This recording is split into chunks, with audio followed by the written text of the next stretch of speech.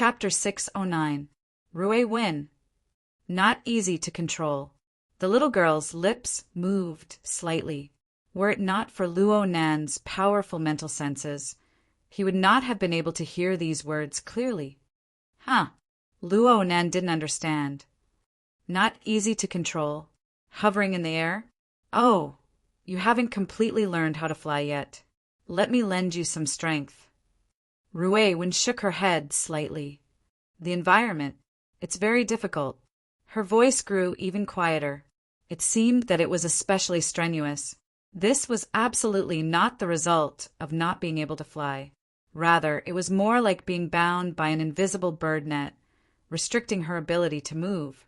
Luo Nan really jumped in fright. He hurriedly turned around to see what was going on. But when he extended his hand to touch Rui Win, a low hum rang out. The front of the water vapor humanoid's arm was instantly smacked to pieces by the vibrating vibrations of the void. Luo Nan's out-of-body soul also received the attack due to being in an interference state. His entire body was stupefied, and Rui, when on the other side, was like a taut and released elastic that bounced away. Her figure collapsed backward, bouncing 50 meters away in the blink of an eye. Rui Win. At this moment, Luo Nan faintly sensed that there was a problem with the void structure of the cloud world. But he didn't have time to think too much about it. The partial interference of his soul, cloak, was pulled back. He wanted to protect Rui Win, to prevent her from being injured by any means. The problem was that when his soul cloak tried to exert force by interfering with the material plane, what it touched was a wave of high-speed vibrations of the void string. The scene of the water vapor humanoid's arm collapsing apart a second ago was perfectly replicated in this moment. The pulled-back soul cloak was torn apart by the incorporeal vibrations. Not only was it unable to help Rui Win control her body, it instead stimulated an even greater vibration. It caused Rui Win to turn into a little bird that had lost control. She leaped high and low in the clouds, falling back and forth. She appeared to be particularly excited at first glance, but in reality, she wanted to return to a state of stillness. The scene was actually a bit comical, but neither Luo Nan nor Rui Win were able to laugh. This was like climbing onto a trampoline. If they wanted to stabilize themselves, they had to press down on the collapsing bed, or they had to wait until all of their kinetic energy was exhausted. Fortunately, Rui Win herself was extremely calm. She didn't resist the turbulence of the void. She only adjusted the frequency of her body and soul merging. Layer by layer, she neutralized the impact. The extent of her tumbling became smaller and smaller. Gradually, she was able to control herself. Luo Nan let out a breath of relief. He did not dare to rashly interfere with the surrounding environment and cause more trouble for Rui Win. He simply switched his soul cloak to a pure observational mode, probing the cause of the turbulence in the structure of the void. The structure suddenly became complicated. The space-time structure of the cloud void was different from the space-time of the Earth. Luo Nan knew this, but previously he was not affected by it. At most, when he was considering the structure of the trans-space corridor, he would add 1 or 2 more parameters. But now, in the area around Rui Win, it was as if there were countless, randomly vibrating spring pieces. When this layer stopped, another layer stirred up, twisting together and affecting each other, causing the clouds and the void to be thrown into disorder. There was no doubt that there was a problem with the deep space-time structure. It was only because Luo Nan had the clairvoyance method of the large coordinate system that he was more sensitive to the curvature of space-time and structure. He was able to discover the blurry and complex details within. After no less than 20 seconds, Rui Win's figure stabilized again. The little girl looked left and right. She moved her hands and feet lightly, and there was a clear correction in the frequency of her body and soul muddling. Only then was she certain that she had broken free from the disturbance of the space-time structure. Rui Win still did not dare to move even now. She floated in the middle of the flowing clouds, casting her gaze over a distance of over 100 meters. Her body was restrained. She was like a child who was aware that she had caused a great disaster. Her expression was one of rarely seen fear and pity. Luo Nan flew over in a hurry. He subconsciously extended his hand, wanting to confirm whether or not she was injured. Halfway through, he discovered that it was inappropriate.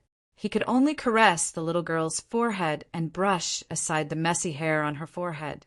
He asked hurriedly, "Are you hurt?" Wen subconsciously avoided his gaze. It seemed that she was a bit afraid of him. This was a very rare situation. Luo Nan was worried and baffled. "What's going on? Where are you hurt? There's no precision.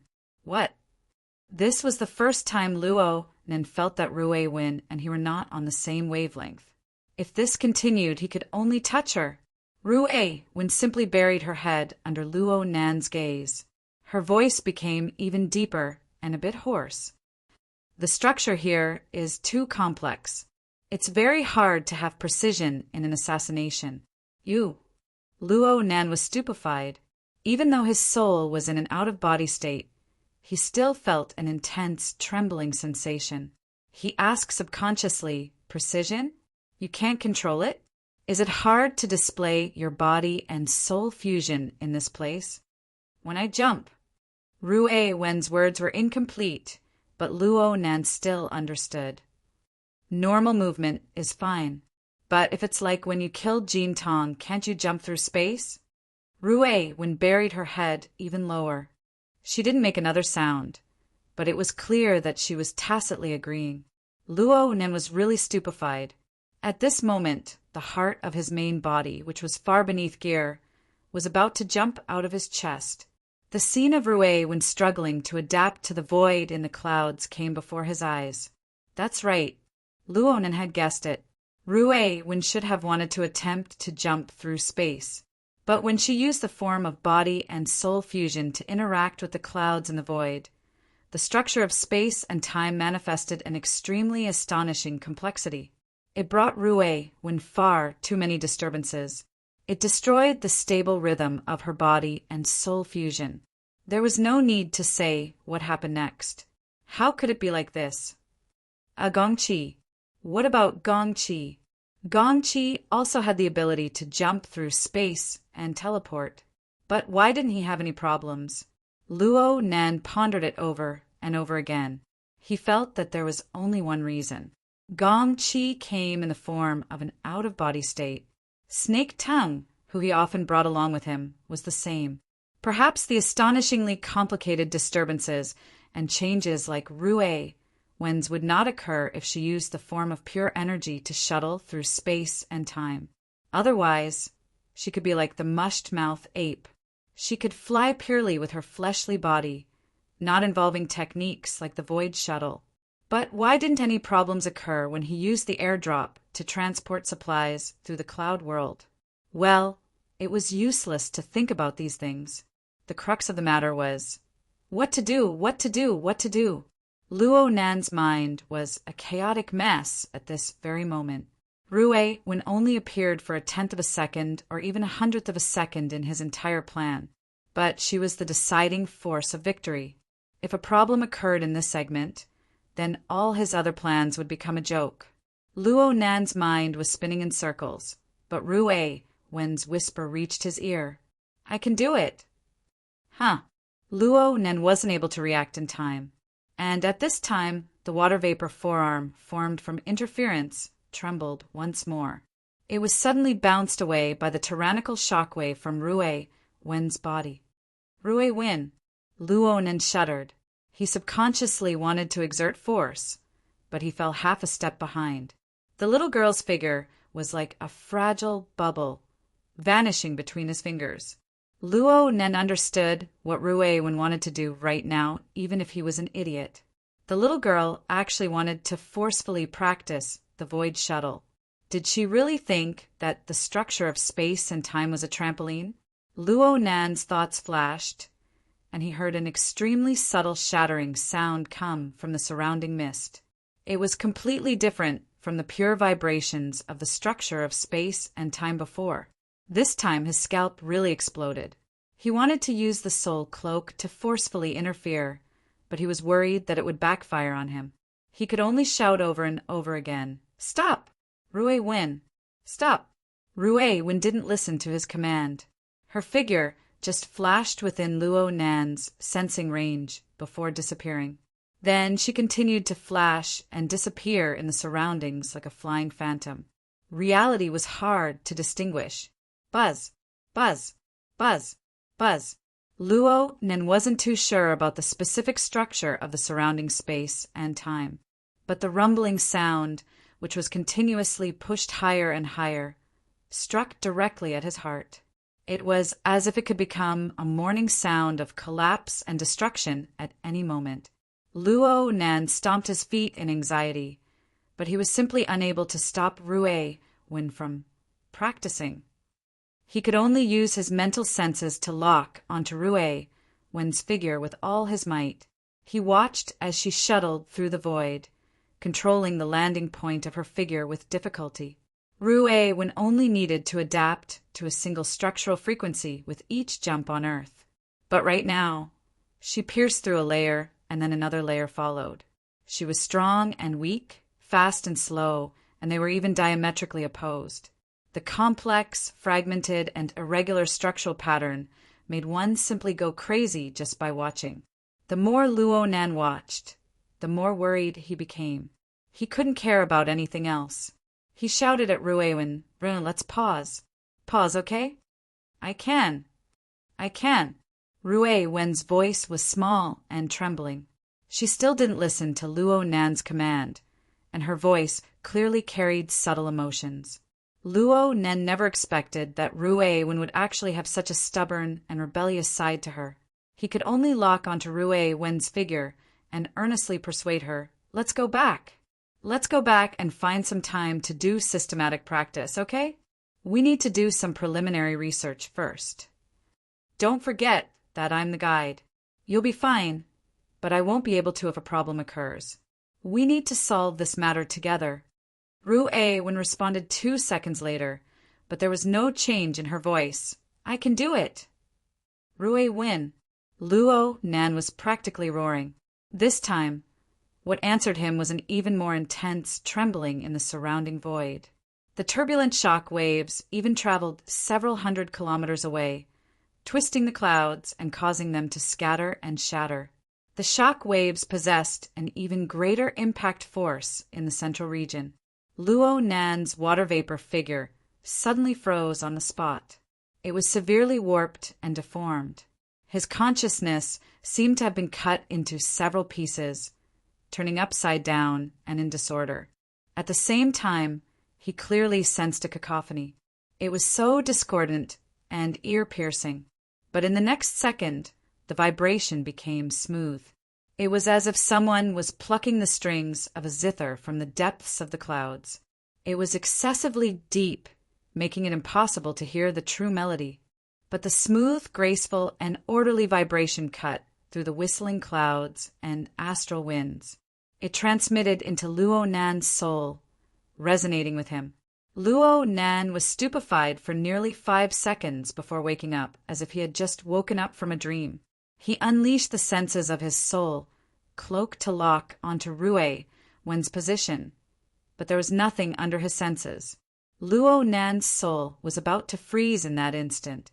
Chapter 610. The region where the oscillation occurred was located 400 meters away.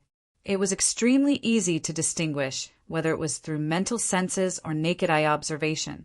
Luo Nan could see that the surrounding clouds were roiling and opening up in that region. No matter how fiercely the astral winds pushed the clouds, they were unable to fill up the small, irregular cavity that was 3 meters in diameter. The cavity itself was like a hole that had been forcibly cut open. There were even a few warped threads of light hanging from it. This feeling of disorder extended out from the hole. The light in the surroundings of the cavity was clearly warped, suffused with a faint scarlet light. It was a bit similar to the light that seeped through the gaps between the clouds, but it had a more substantial feeling. This formed a region that was clearly different from the surrounding void. It was indescribably strange. Luo Nan was a bit stupefied. His mental senses had turned into a mass of chaos after the hole was broken. It was like when he had just started out and encountered a powerful Birank. The relevant region was disturbed into a complete mess, a vast expanse of fog. Moreover, this irregular cavity was rapidly shrinking at an obvious rate. When Luo Nan discovered it, it was approximately 3 meters in diameter. In the 1 second it took for him to rush over, it had already shrunk by at least a quarter, and the speed at which it was shrinking was growing faster and faster. What was that? Luo Nan's mind was a mess. There were only questions and no answers. And at this time his other sensing method, his sealed system, grasped the whereabouts of Rui Wen, the unfixed star. She was on the other side. She was within the hollow region. That was the best answer. The irregular cavity continued to shrink. Luo Nan simply didn't think of anything else. His water vapor figure flashed, and he directly passed through the hole, throwing himself into the boundless and immeasurable cavity. A thought flashed through Luo Nan's mind the instant he entered the cavity. Was I too impulsive? The tiny stray thoughts were completely drowned out by the treacherous and oppressive scene before his eyes in the blink of an eye. The pressure within this irregular cavity was extremely astonishing. The water vapor figure formed by the interference of his soul body evaporated into nothingness the instant he entered the cavity. Luo Nan nimbly withdrew all forms of mental and material interference, but he soon discovered that it really was like he had crashed into a region covered in fog. Everything was a vast expanse of gray. What about the light outside? Before Luo Nan could get used to it, countless twisted and complex structural fragments stimulated his mental senses. It didn't matter if they were meaningful or meaningless, understandable or incomprehensible, willing or unwilling to receive. They all transformed into an immeasurably terrifying flow of information. They flowed along the sensory channels he habitually spread out, and they were fed back one after another. They poured into his soul, filling it to the point where it was off the charts. Structural fragment. Luo Nan was only able to extract this abstract word from the chaotic and berserk information. Then he was smashed into stupefaction by the devastating impact of the information. Under this assault, Luo Nan's sensing range was compressed and compressed, refined and refined, shielded and shielded, but he was still unable to resist the pressure of the terrifying flow of information. In the blink of an eye, the range of his spiritual senses had shrunk to less than 3 meters in diameter, and it was still shrinking. He felt so dizzy that he even lost control of his out-of-body soul until he hit a seemingly gray, tangible barrier. Luo Nan woke up with a start. This gray and hazy barrier looked like a curtain that was pieced together from countless messy fabrics at first glance. It was even like a wall of fog that didn't have any substance. But when Luo Nan truly came into contact with it, he was able to sense that it was a special creation that was formed from countless complex and chaotic structures. Luo Nan's perception and thoughts had already been severely warped and compressed. He was temporarily unable to distinguish what this thing was, but he was able to sense the extremely unstable and tyrannical energy vortex above it. It was because of this inadvertent collision that a berserk energy violently surged out from this barrier of unknown origins. His soul body nearly melted within the powerful magnetic field and was consigned to eternal damnation. Even Luo Nan's soul body was stiff. He was barely able to keep his soul from scattering within the powerful and chaotic magnetic field. He slowly adjusted the direction of his thoughts and perception. The essence of the soul body's observation was mental sensing, and Luo Nan himself controlled many types of sensing, ranging from the low end to the high end. He went from constantly interfering with the material plane to pure observation that didn't interfere at all. Luo Nan fully deserved to be called the top master of mental sensing in the inner world. But here, within this gray and hazy mist, Luo Nan was able to switch between many types of observation within this extremely limited space. He piled up the results of his perception observation layer by layer, but the situation before his eyes still didn't have any essential changes. In other words, he was already lost within this gray and hazy maze of fog of unknown origin. F***ck me. Luo Nen couldn't hold back from cursing. Right now, he couldn't care about anything else. He just wanted to know where Rue Wen was in such a vile environment. Was she all right? Venting his anger was a bit beneficial. Quite a bit of the fretful and fearful elements had been dumped out, and his mind became a bit more clear. More importantly, he looked within his mind and confirmed once more that Rue Wen's star was still within the sealed system. It was radiating a scorching splendor. Her specific location. She's so close.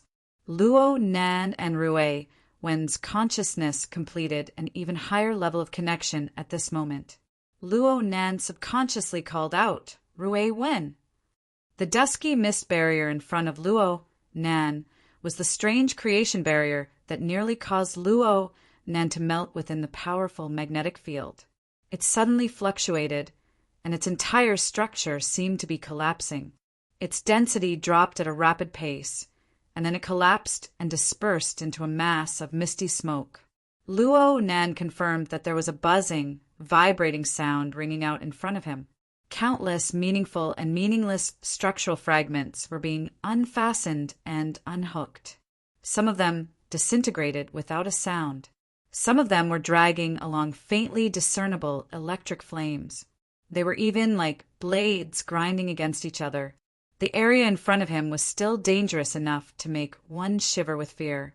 But there was a slender figure in the depths of the gray and hazy mist, going from blurry to clear. She gradually approached until she arrived in front of him. Rue Wen. Luo Nan instinctively reached out to touch her, but he forgot that his water vapor human form had already collapsed. He touched nothing in an instant. In the end, Rue Wen still stopped incomparably real before his eyes. Her cheeks were fine, but the clothes on her shoulders, chest, waist, legs, and other areas were inexplicably torn, especially the area above her left knee. There was a piece of cloth that simply disappeared, revealing the fine white and powerful muscles of her leg. Rue Wen seemed to know that she had gotten herself into trouble. She buried her head even deeper. Only now did Luo Nen discover that it was his turn to get angry when he saw her in this state. But in this mist maze where danger lurked on every side, he saw Rue Wen standing alive and well before him. There was no emotion that could compare to the joy of reunion, so he was completely unable to find the dignity of a parent. He could only ask over and over again, "Are you okay? Are you okay?" Rue Wen shook her head almost imperceptibly. Then she whispered, "It's too deep. I can't reach it." Chapter 611. There are many layers here. They affect each other. And then, traveling through space will cause interference. The resonance frequency must form a concordant interval in order to eliminate it. Concordant interval? Luo Nan and Rue Wen spent quite a bit of effort to communicate. The little girl's ability to express herself was a bit problematic. Her vocabulary was limited. It was probably because she had recently learned the guitar from Moya. She even interspersed proper terms from the field of music.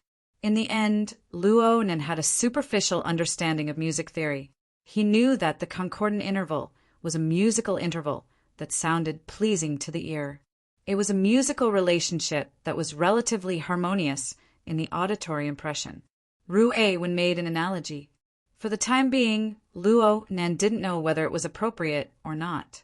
He understood the gist of it. You're saying that the resonance frequency of your body and soul fusion must form a harmonious relationship with the multi-layered structure of space and time, just like the chord of the guitar, in order to guarantee precision? Rue Wen furrowed her eyebrows. It's not enough. Why? Hold on. Let me guess. You just said that it's too deep. I can't reach it. Are you saying that there are too many layers of the structure of space and time? It's like a guitar doesn't just have 6 strings, but 16, 17, or even more. It's super complicated to completely control it. It's impossible to play a tune? The metaphors of the two could be said to be a mess, but this kind of communication method was actually quite useful. Rue Wen gaped. Perhaps she lacked confidence in her ability to express herself.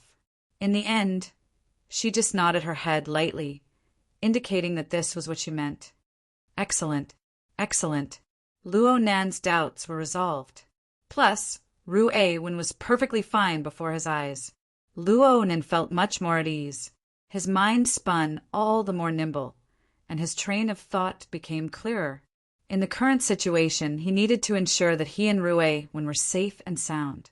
He needed to determine where in the world this misty labyrinth was. He also needed to figure out why such a situation would appear in the cloud world. The normal structure of space and time had yet to be penetrated. There was a layer of logic hidden within. It could be seen that the cloud world itself was abnormal. The cloud world. Luo Nan wasn't the least bit surprised to encounter this scene. He discovered early on that the cloud world was completely different from the local space and time of Earth. The first stop of the Soul Cloak's expansion was the cloud world, half a month ahead of Earth. But now, the Soul Cloak was about to cover the entire Earth, while the cloud world had yet to be touched. In Luo Nan's understanding, the cloud world was like an infinite replication of the misty scene. It formed an incomparably vast maze. Now, although he had stumbled into another fog maze and felt that it was also full of danger, compared to the surface phenomenon that he could not figure out at all, there seemed to be more opportunities and starting points for him to explore. Rue Wen, do what you did just now. Rue Wen was becoming more and more obedient right now. She would do whatever Luo Nan said. Under Luo Nan's command, she displayed her technique once more. It was as if she was playing a guitar. She gently plucked at the incorporeal chords in the void, clearing a temporary passageway within the dusky mist. The essence of what the little girl was doing was still based on the foundation of body and soul. She resonated with the structure of the void and achieved the unity of the inside and the outside. However, during this process, she adopted a more advanced and exquisite technique. She found fragments that could resonate harmoniously in space-time structures of different frequencies and avoided the relevant conflicts. Thus, she opened up a passage in the complicated structure environment. Unfortunately, the passage was drowned out by the surrounding fog in less than 2 or 3 breaths. Well done! Luo Nan didn't care how long the passage lasted or where it led. Instead, he seized the opportunity to fiercely praise Rue Wen. No matter what, he had to pull the little girl out of her depressed and remorseful mood first. Moreover, Rue Wen's miraculous methods really did give Luo Nan a good entry point. It also gave him a gap to catch his breath. Luo Nan had yet to condense his water vapor human form under the ever-present pressure of the misty maze. He could only barely maintain the narrow range of his mental senses. This lasted until Rue Wen plucked the cords and the mist before his eyes dispersed. The surrounding pressure clearly loosened and dropped. Luo Nan finally found an opportunity. He shouted to himself, This I was not the I from before. The form, sound, and meaning didn't match.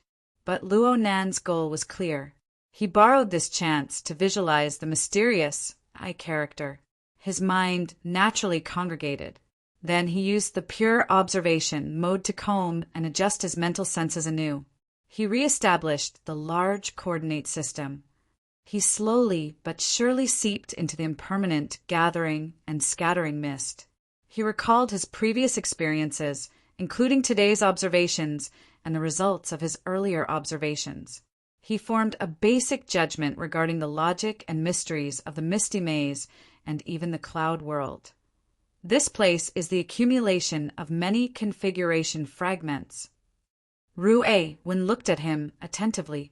The distance between the mental plane and the material plane did not affect her clairvoyance. She was like a well-behaved elementary school student, earnestly listening to her teacher's lecture. Luo Nan felt a bit ashamed. He had only been able to strip away the clues within by relying on Rue Wen's miraculous methods. What he was doing right now was nothing more than a theoretical derivation and conclusion. Luo Nan continued to observe the changes in the misty maze, especially the dissociation, friction, and reconstruction of those shattered structures in the depths of the mist. These were the configuration fragments he speculated about.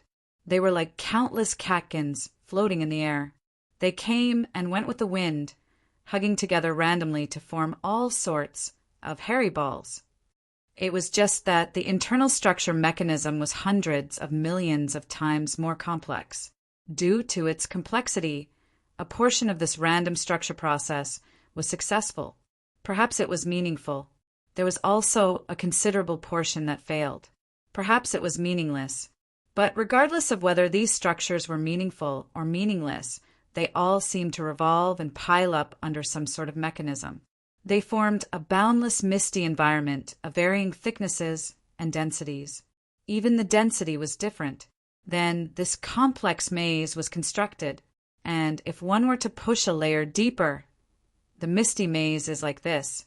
Perhaps the cloud world outside is like this as well. It's just that its operations are more concealed.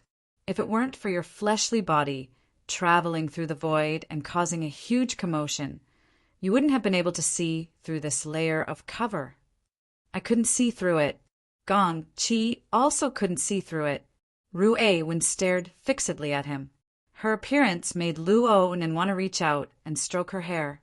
Unfortunately, he was unable to do so for the time being. He could only continue to reason. In this way, we can make a hypothesis.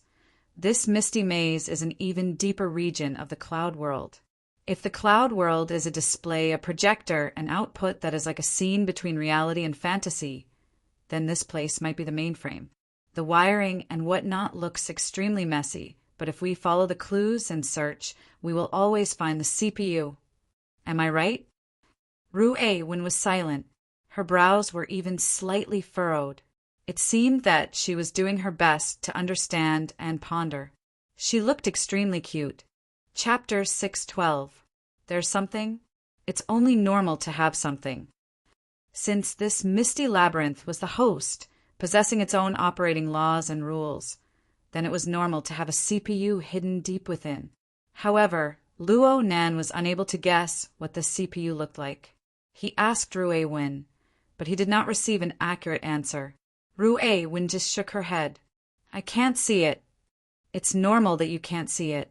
Luo-Nan's large coordinate system was doing its best to expand its range, but its progress was still slow. It had not expanded beyond 10 meters to this day. This was the law of order of the misty labyrinth. It suppressed the external order frame with Luo-Nan at its core. Luo-Nan was mentally prepared for this. He just asked Rui-Wen in passing, "How far can you see?" Rui-Wen did not immediately respond. Instead, she furrowed her brows once more. It seemed that this simple answer exceeded the scope of her ability to express herself. Yes. Is the environment very complicated? Luo-Nan was a bit surprised at first, but he soon reacted. Rui-Wen's ability to express herself was a bit bad, but she certainly had no problems with basic concepts like length and distance. The misty labyrinth's complexity was certainly beyond imagination for her to be able to make things difficult for him. Sure enough, Rui-Wen quickly nodded. Oh, the eyes are the most important prerequisite. Ever since Luo-Nan entered the inner world, he had always used his mental senses first. He had the advantage of information, and he had been successful in every endeavor. Now that he was affected, he would be out of sorts. His thoughts naturally turned in this direction. Of course, the reason why he was thinking this way was because he already had a decision in mind. Luo-Nan saw that Rui-Wen did not quite understand his meaning, so he explained the current situation of the large coordinate system being suppressed.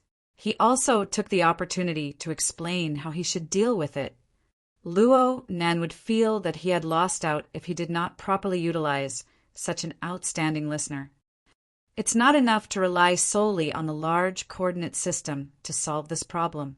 The basic mode of operation of my large coordinate system is to use my own order frame as the standard.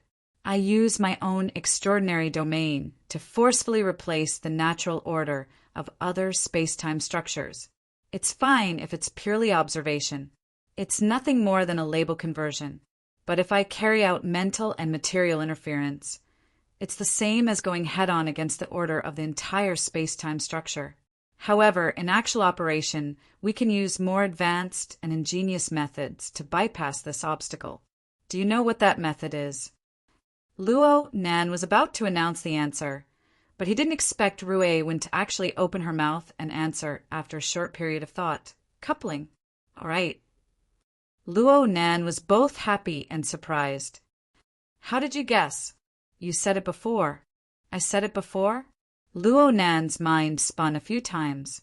He finally remembered that he had given Rui Wen a proper introduction to the subtleties of coupling theory before he entered the cloud world. At that time, he was only half venting and did not expect Rui Wen to fully understand. However, it seemed that Rui Wen already had a basic understanding of coupling theory. When how? He when yang, when God. When not to. When to when like. It was based on a controllable order frame. Through effective design, it would form a coupling with multiple other order frames to form a set of gears to guide the direction of power. To put it simply, it's using order to guide order, according to the virtual brain system's explanation. This is a type of basic, yet high-end configuration thinking. Luo Nan naturally entered a state of unceasing torrent when he spoke about this aspect of theory. At this time, he wasn't just giving Rui Wen a lecture or showing off. Instead, he was seizing the opportunity to organize his thoughts. The laws of order in this misty maze are suppressing me greatly. But we have to see that it is still very straightforward compared to the cloud world outside and the local spacetime on Earth. Most of its pressure is on the surface. The interference and pressure of the misty maze was definitely far above the cloud world and the local spacetime. But from another perspective, purely using the controllability of the rules of order as the standard, the corresponding difficulty coefficient should be arranged like this from top to bottom. Local spacetime, cloud world, mist maze based on Luo Nan's current insight and knowledge. The structure of the local spacetime where Earth was located was established on the basis of organic unity between the extremely large macroscopic and the extremely small microscopic. Simply speaking, the intrinsic structure had already exceeded the scope of Luo Nan's perception. If it weren't for the magical effects of the mysterious character, in addition to the warping of the cloud world and local space-time, Luo Nan might not have been able to produce an intuitive understanding of the corresponding structure. What's more, the structure of local space-time was purely based on matter. It formed its own laws and rules. The position of extraordinary power was extremely awkward. Most of the time, Luo Nan was in a predicament of being like a mouse pulling a tortoise with nowhere to start. The cloud world was a bit better. At the very least, the space-time structure had faintly discernible traces of processing. It gave one the bare minimum of imagination. But if one really wanted to start, one would know just by looking at Gong Chi's fate. In comparison, the mist maze displayed a scene. The mechanism and structure of the mist gathering and dispersing was admittedly exquisite and extraordinary, but the majority of its scale was still within the scope of Luo Nan's observation. The dust-like structure fragments clearly had a very close relationship with the CPU in the depths of the structure. This gave Luo Nan a very good entry point. Consider the self. Consider the environment. Consider the framework of compromise between the self and the environment, whether it's in formatting theory, configuration theory. Fine, even on the level of traditional philosophy, this is one of the most essential rules. The difference lies in the specific implementation methods and methods. I've put quite a bit of effort into this recently. Luo Nan was still chattering on endlessly. He talked about how he would use coupling theory to build a fog lamp that was more suitable for long-distance observation on top of the soul cloak. Don't blame him for chattering. The surrounding mist that gathered and dispersed irregularly, as well as the configuration fragments that formed the mist, revealed a myriad of shapes and forms. They gave him far too much stimulation and inspiration. Even though a considerable portion of these dust-like configuration fragments no longer possessed any structural significance, they still had an enormous base to support them. They still displayed astonishing diversity. Just from the range of 10 meters that Luo Nen was currently able to observe, a conservative estimate was that the number of flying, gathered, and dispersed configuration fragments would exceed 100 million. Even if the vast majority of them were destroyed, the remaining ones could be divided into at least 10 major categories according to the discrimination theory of the virtual brain system. There were 300 to 400 specific structures, and there were countless variations. The more Luo Nan probed, the more he couldn't extricate himself. For a beginner like him, this was the most extensive and most vivid living example. He could verify, he could practice, and he could temper himself as a reference. With these examples, the concise and dry theoretical descriptions on the user's manual seemed to come alive. They could manifest on the plane of reality at any time. Chapter 613. Bang, bang, bang. The dull thuds were mixed with the man's rapid breathing. The inside of his lungs and the outside of his sweat were both evaporating and burning violently. Phew, phew, the human body has always been a clumsy assemblage, ha! The continuous heavy punches landed on the thick boxer target. Not only were they hitting the thick material, but they were also colliding with the aura of the young expert behind him, which was as heavy as a mountain. The rebounding force was almost suffocating. However, Black Wolf still wanted to speak. In the noisy environment, his voice was unconsciously getting louder, and his emotions became more and more agitated. Decades of cutting-edge research. Phew, it all proves this point, from the human body's structure to genetic inheritance. Phew, you're a completely illogical ghost. Like. Bang, bang, bang.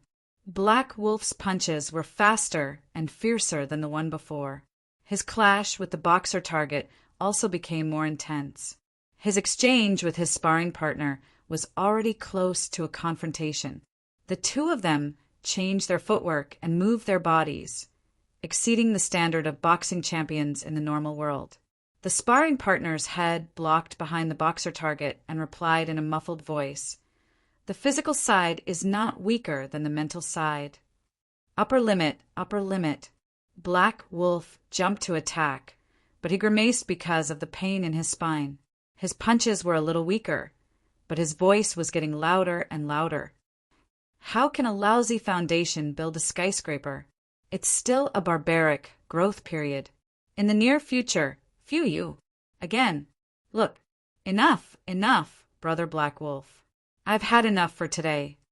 The sparring partner could not take it anymore, not with his fists, but with his emotions. He jumped back, indicating that he should rest for a while. Black Wolf's bare upper body was already steaming. Beads of sweat hung on his eyelids. He bent over and gasped for breath. He only raised his eyelids and looked at the young sparring partner in front of him, who was stronger than him. Phew, phew, Lei, do you think that I look down on the physical side while I'm tired like a dog here? My words and actions don't match? Ah, no such thing.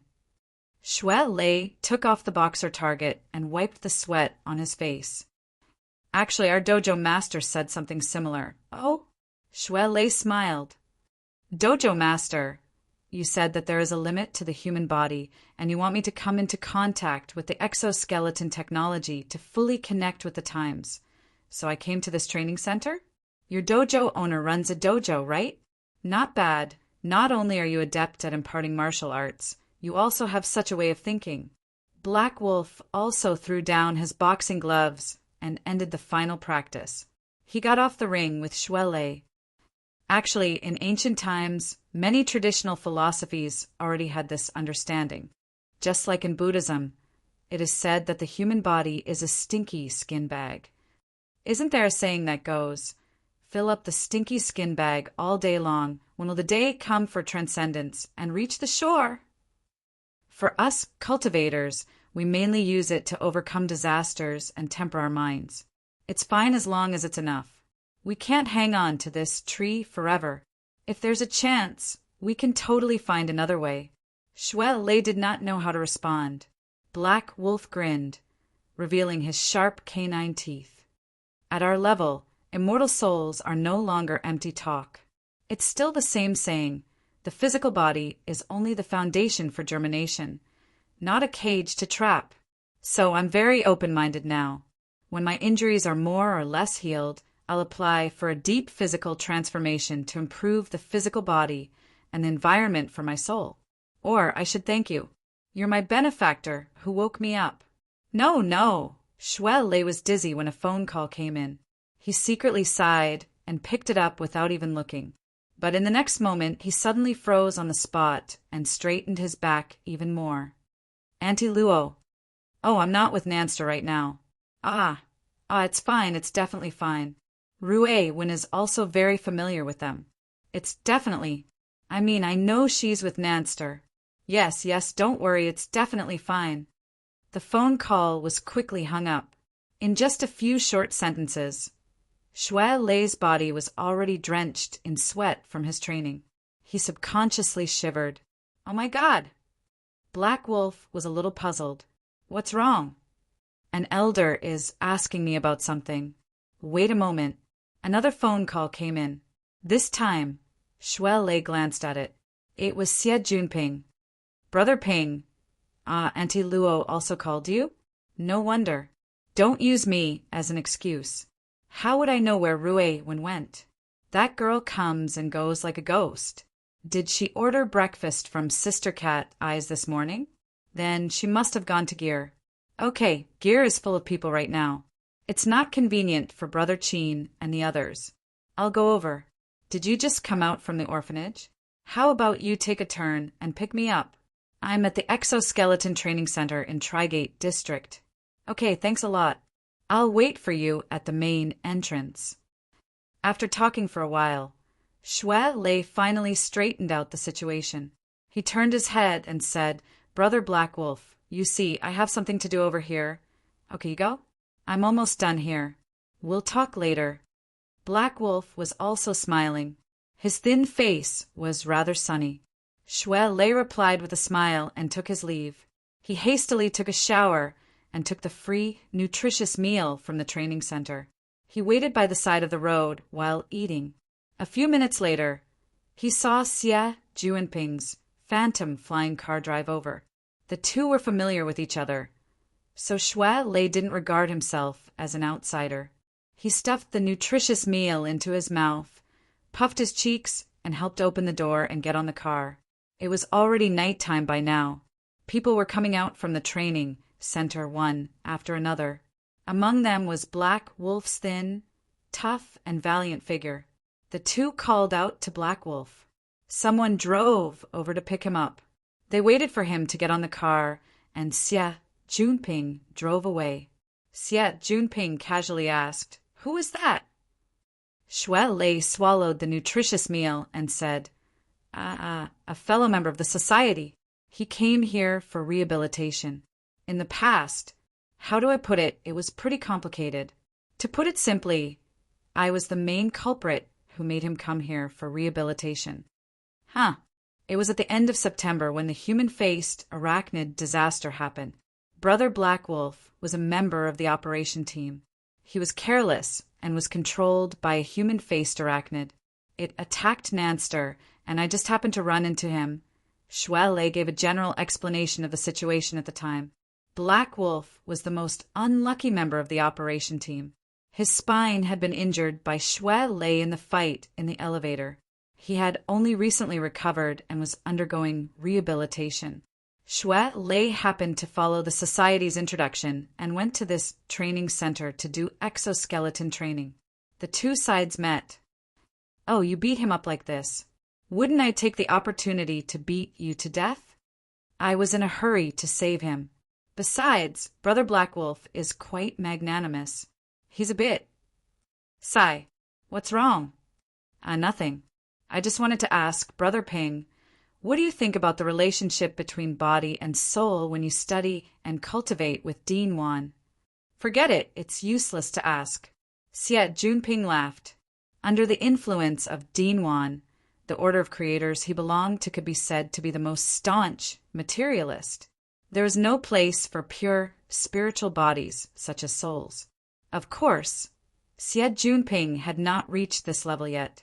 He could only be regarded as a practical person. As long as he could cultivate extraordinary power, he had no other desires. Seeing that the topic was drifting toward cultivation, Xie Junping glanced at the rearview mirror and said, "The one behind, Black Wolf, right? His car has been following behind." "Are you sure?" We, the order of creators, must maintain a high sensitivity to all specific material structures. This car has been following us since we left the training center, and the distance hasn't changed. Could it be that Black Wolf wants to find a place to beat you up?" Shui Lei laughed. "Don't think too much. There's only one main road back to the city in the Trigate district. We're not going back to the city, we're going to Acumen College. We've already switched to 2 city highways in the middle, and it's still following us." Although that was what they said, neither of them took it seriously. What happened behind them seemed to be fair and above board. Maybe it was just a coincidence. But half an hour later, they arrived at Acumen College and entered the underground parking area. Looking at the flying car behind them, they couldn't help but look at each other. Xie Junping gasped, He's not really here for revenge, right? Can I get out of here first?" As they spoke, the car behind them pulled up. The window on one side opened, and Black Wolf waved at them. "Lei, you're here too? Isn't it the weekend today?" Shui Lei greeted them from behind Xie Junping. He couldn't help but be surprised. "Brother Black Wolf, you guys are—" Black Wolf grinned. "Senior brother and I took a private job from the Starry Sky Club, so we came over to take care of it." The senior brother Black Wolf spoke of was the person sitting in the driver's seat. He looked to be middle-aged. His hair was slightly gray, and he gave off a sense of vicissitudes. Apart from that, there were almost no other striking features. While He Lang was talking about himself, he nodded to Shui and Xie in acknowledgement. He looked calm and reserved, not the kind of person who liked to socialize. Everyone had things to do, so they didn't say much. They parked their cars and parted ways. Xie Junping and Shui Lei took the streetcar. The exit was near the South Bank Auditorium, so they could only walk for the rest of the journey. They hadn't even taken a few steps on the bridge when they heard a noise in the sky. Lights gathered and projected into the forest. It was a light transport plane that could take off and land vertically. It was specially used to transport equipment and supplies. Looking at the position where the transport plane was hovering, Shui Lei gasped. "What's with this big scene? I have too much money to burn." Xie Junping was like an extreme hater of the rich, drawing Shui Lei's sidelong glance. Xie Junping continued to smirk. "The more I work, the more I find these silk pants to be an eyesore. F***CK. It wasn't easy to build up this place, and now it's turned into a construction site." Xie Junping's feelings for gear could be said to be second only to Luo Nan's.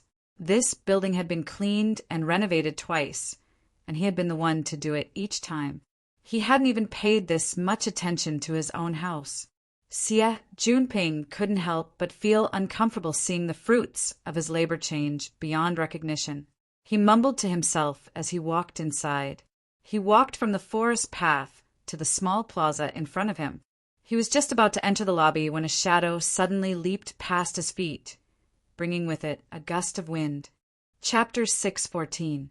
The shadow suddenly came to an abrupt stop, and its plump body slid on the ground, leaving a long wet mark.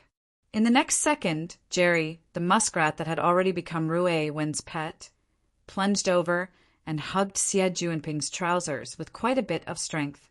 "Ouch, my pants, my shoes." No one knew where Jerry came from, but the fur on his body was half dry and half wet.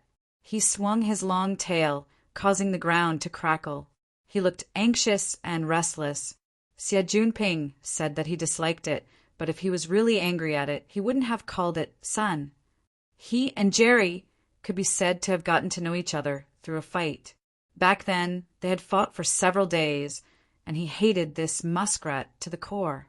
But later, this little thing was nowhere to be found.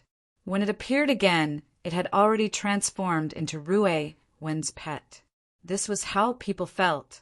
The same target, but when looked at from a different perspective, the original torturess became nimble. The problem was that Jerry was quite aloof and cold. He was someone who would look at the dishes on a plate. Aside from beauties like Rue Wen, Luo Nan, and Cat Eyes, he loved to ignore everyone else. It was unprecedented for him to look for someone to back him up so impatiently. Xie Junping was amused. Hee, you only think of me when there's something. Who provoked my son? While he was playing with it, an elevator went down to the lobby. A group of people went out and happened to meet Xie Junping and the others. The one in the lead was young and had a baby face. However, his eyes were filled with sharpness. When he saw Xie Junping, his attitude was subtle. Senior Xie, are you here to supervise again? Xie Junping looked up and smiled, then lied through his teeth. Brother, oh, it's not like that. I'm just taking a walk to digest my food. The younger brother, was Quebec. He had just entered his first year of university, but he was already a senior figure in the Mysterious Arts Research Society. He was also a technical expert in the society, and he was quite accomplished in the research of the mysterious arts. Some time ago, the Mystical Research Society was in a mess. The former president, Du Yong, had resigned, and the team was restructured. OK had become the youngest vice president, especially after the successful capital injection of LRCF. In a series of equity changes, his family's company became one of the top 5 major shareholders of the club. With this capital, this young man's voice in the club was very powerful. No one liked to be told what to do, especially by young and vigorous people. OK had always been rude to Xie Junping did not expect to be on good terms with everyone. Furthermore, the person in front of him was 5 to 6 years younger than him. There was no need for him to go against her forcefully. Otherwise, he would be seen as a bully. He casually replied, then smiled and asked, "Shall we call it a day?" The corner of OK's mouth twitched. On the contrary, everyone is burning the midnight oil. Xie Junping was quite surprised. Is it that urgent? OK ignored him and walked straight out. The group of people behind him also followed him, looking rather imposing. It was a good thing that Xie Junping was in Acumen College. He had scoundrels and dogs everywhere. He casually stopped the person behind him. Old Hai, what's going on? Old Hai, who had been stopped, was someone who knew how to curry favor. His position in the Mystic Arts Research Society was neither high nor low, and he was also one of Xie Junping's eyes and ears. He immediately said, "It's very urgent. They say that they want to smash all the ice on the lake tonight." Lake? Xie Junping and Shui Lei didn't understand. OK, who had been in front, was very dissatisfied with his own subordinate and an outsider in private. He turned his head and retorted, "Senior Xie, this has nothing to do with who you're supervising, right?" Xie Junping was not angry when he said this, but Jerry, who was under his feet, became even more irritable. It bared its teeth at OK and even let out a strange squeak. OK glanced at the little thing. "It's freezing outside. Senior, you should stay in the house and see if there are any areas that violate the rules. When you have time, you can give your pet a vaccine. Also, carry it far away so that it doesn't get eaten by the cat." With that, he walked out of the hall with large strides. Xie Junping was still not angry. Instead, he vaguely grasped a certain important point. At that moment, he didn't care about Jerry's half-wet fur. He bent down and reached out to carry the chubby little fellow in his arms. He chased after her with a cheeky smile. "With my son's skills, 1 or 2 stray cats are nothing. Speaking of which, old brother are you going to break the ice on the opposite side of the lake? Are you preparing to go winter swimming?" Kay did not want to answer such a stupid question. In the end, Old Hai gave the answer. It just so happens to be the other way around. The society wants to hold a flame ritual. Lighting a fire? Lighting a fire on water? Xie Juanping's eyelids twitched. He and Shui Lei glanced at each other. At the same time, they thought of the withered tree sandbar that stood alone in the middle of the lake. Shui Lei sucked in a breath of cold air. He couldn't help but open his mouth to ask, but Xie Junping gave him a meaningful glance. He wanted him to first confirm Luo Nan and Rue Wen state. Xie Junping continued to ask, okay, with a thick face, Brother, oh, the water fire is quite innovative. But lighting a fire in the middle of a jungle is a bit of a procedural problem. You don't mind having a discussion, right? Okay shot him a cold glance. He wanted to curse, but he still remembered Xie Juanping's position in the student council. The corner of his mouth twitched. Okay, it just so happens that a professional team has arrived. We don't need to go through the procedures again. At this time, there were already people coming down from the transport aircraft. They unloaded the equipment and made the preliminary preparations. It looked like it was indeed, as OK said. It was a professional team. The Mystical Research Society was willing to pay the capital. They really did have the capital. Xie Junping shot them a glance and chuckled. Fine, then we'll have a discussion on the spot. Actually, there was no need for a formal discussion. Xie Junping and his gang of scoundrels could get a general idea of what was going on. Old Hai, are you guys playing with water turning into oil? Old Hai was stuck in the middle, feeling quite awkward. He could only chuckle. It's the reconstruction and deduction of a mysterious ritual. Mysterious ritual?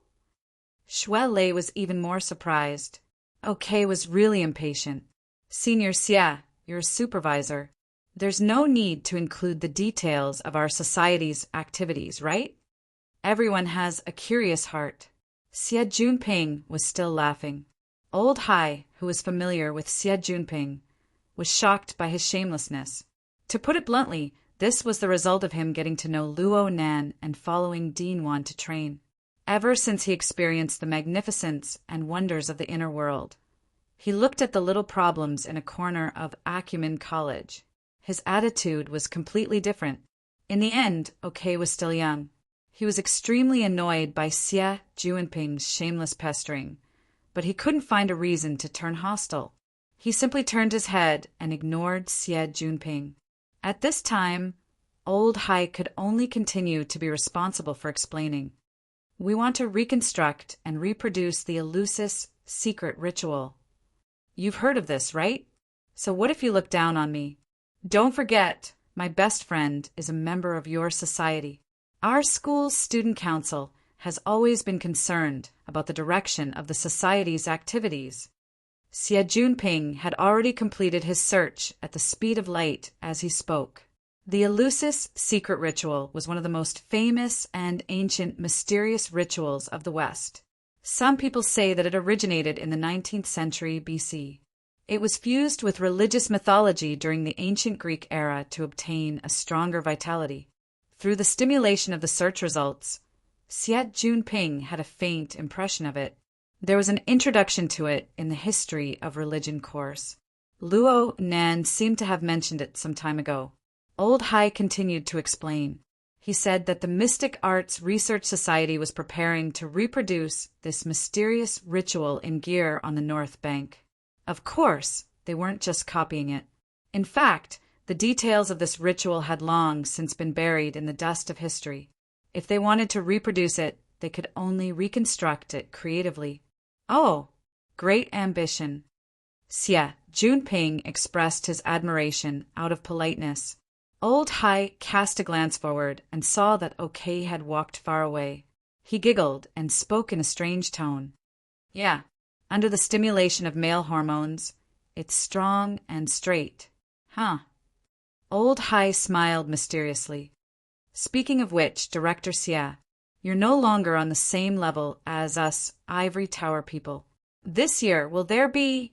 He drew a circle around the bracelet on his wrist. Those who understood this hint would understand it. Those who didn't would be confused. Fortunately, Xie Junping was a first-rate veteran. He immediately raised his eyebrows. A banquet? Old Hai gave him a thumbs up. They're getting better and better at fooling little kids. Only after saying this did he remember that there were even younger participants this year. It was Xie Junping himself who, after making a difficult decision, refused the opportunity to participate in the banquet for the first time in his life.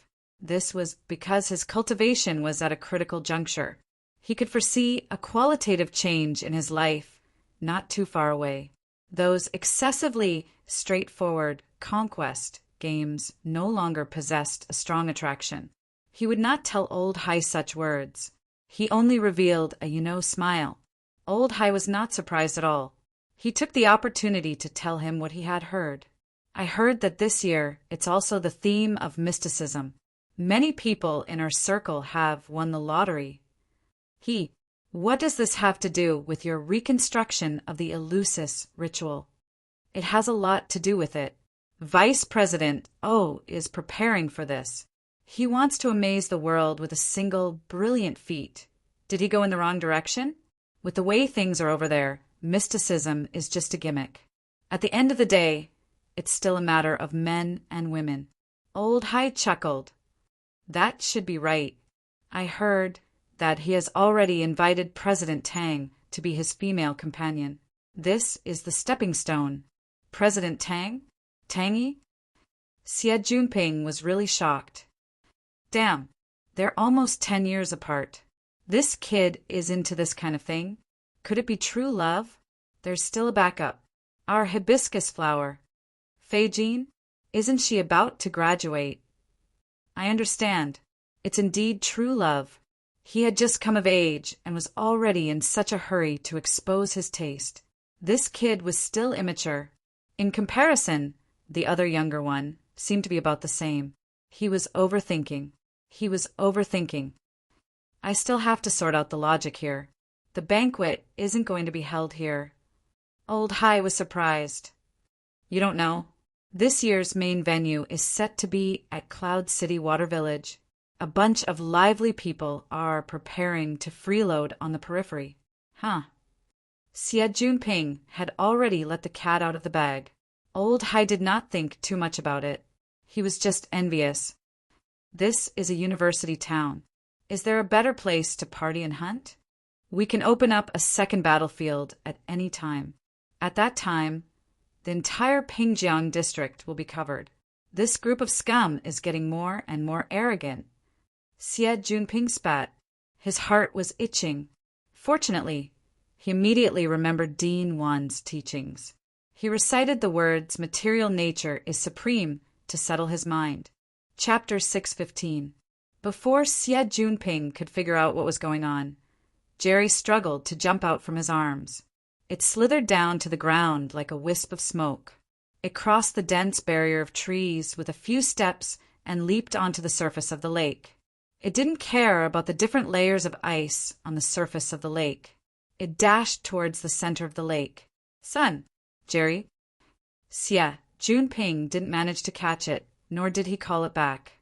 He just watched helplessly as the muskrat disappeared into the darkness. Everyone is very busy. Senior Xie, can't you go somewhere else to walk your pet? Okay's tone was becoming more and more unkind. Young people always cared more about other people's evaluations. Okay didn't hear the conversation between Xie Junping and Old Hai clearly, but he subconsciously felt that it wasn't anything good. He just wanted this eyesore to get the hell out of here. The problem was that no matter how mischievous Xie Junping was and how humble he was, Xie Junping wasn't afraid of Quebec. Xie Junping acted as if he hadn't heard anything and walked 2 steps forward to the lakeside. He stared blankly at the surging lake water between the lakeside and the cracked layer of ice. Jerry, this little thing. What in the world was going on? There was also the tremor just now. At first he thought it was an earthquake, but then he felt that it wasn't like it. This was because the source of the tremor was too shallow and too close from the perspective of physical perception. After a rough calculation of the location, it seemed like Luo Nan's worrisome. Xie Junping let his imagination run wild by the lakeside. OK didn't get a response, so his mood worsened. Unfortunately, he couldn't really shed all pretense of cordiality. He could only suppress his anger and give an order to the captain of the engineering team beside him. The de-icing operation and the subsequent anti-freezing measures are your specialties. It's your job. However, we have very high requirements for the operation. All operations must conform to our pre-designed ideas. It was hard for him to not be in a good mood. However, the engineering captain knew that this was a big client. Anything could be discussed if there was money to be made. He chuckled in response. This afternoon, the engineering team used integrated mapping equipment to complete the topography of the lake area. They had also received the Mystic Arts Research Society's blueprints. They pulled them out and communicated with OK and the others on a few specific issues. Xie Junping saw the scene. This was what he wanted to know. He rushed over to take a look. There were rigorous and neat engineering drawings, and there were also mysterious magic arrays. If it were a month ago, Xie Junping would have seen his brain explode when he was faced with the structures and symbols of mysticism that represented special images. But right now, under the influence of Dean Wan's fundamental studies of matter properties, even if he did not know much about some of the special symbols, he could basically guess 60 to 70% of them by observing their structure and direction. Of course, this was also because a group of amateurs had limited skills. As he watched, Xie Junping's expression became serious. Soon a smile appeared on his face, and he moved closer to Quebec younger OK was so annoyed that he didn't even bother to show basic courtesy. He gritted his teeth and said, "Do you even want to check the construction qualification?"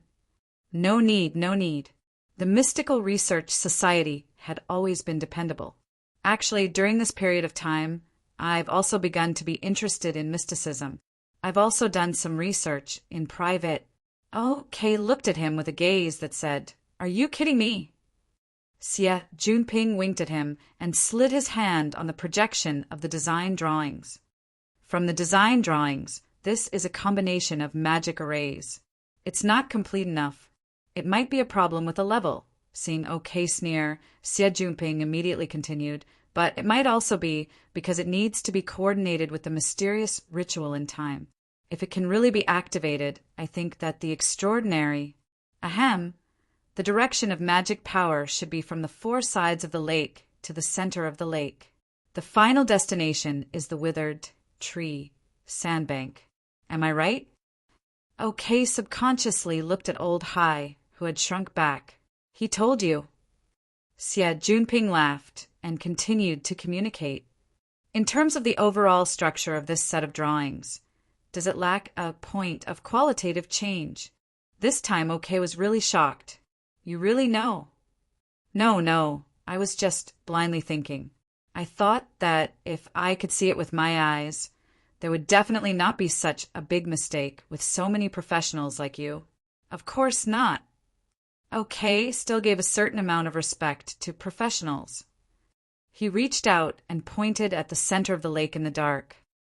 We will use flame to represent sublimation. The qualitative change will happen after the withered tree is ignited. Sure enough, kids nowadays are so stubborn. When Xie Junping thought about the secret space in the withered tree and the rabid dog that could fly into a rage at any moment, he felt that it was not a good thing to watch the young man seek his own death.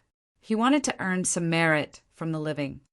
Junior brother, the Holistic Research Society is indeed full of wonderful ideas. But about the burning of the tree, we need to talk about it. Kay looked at him warily.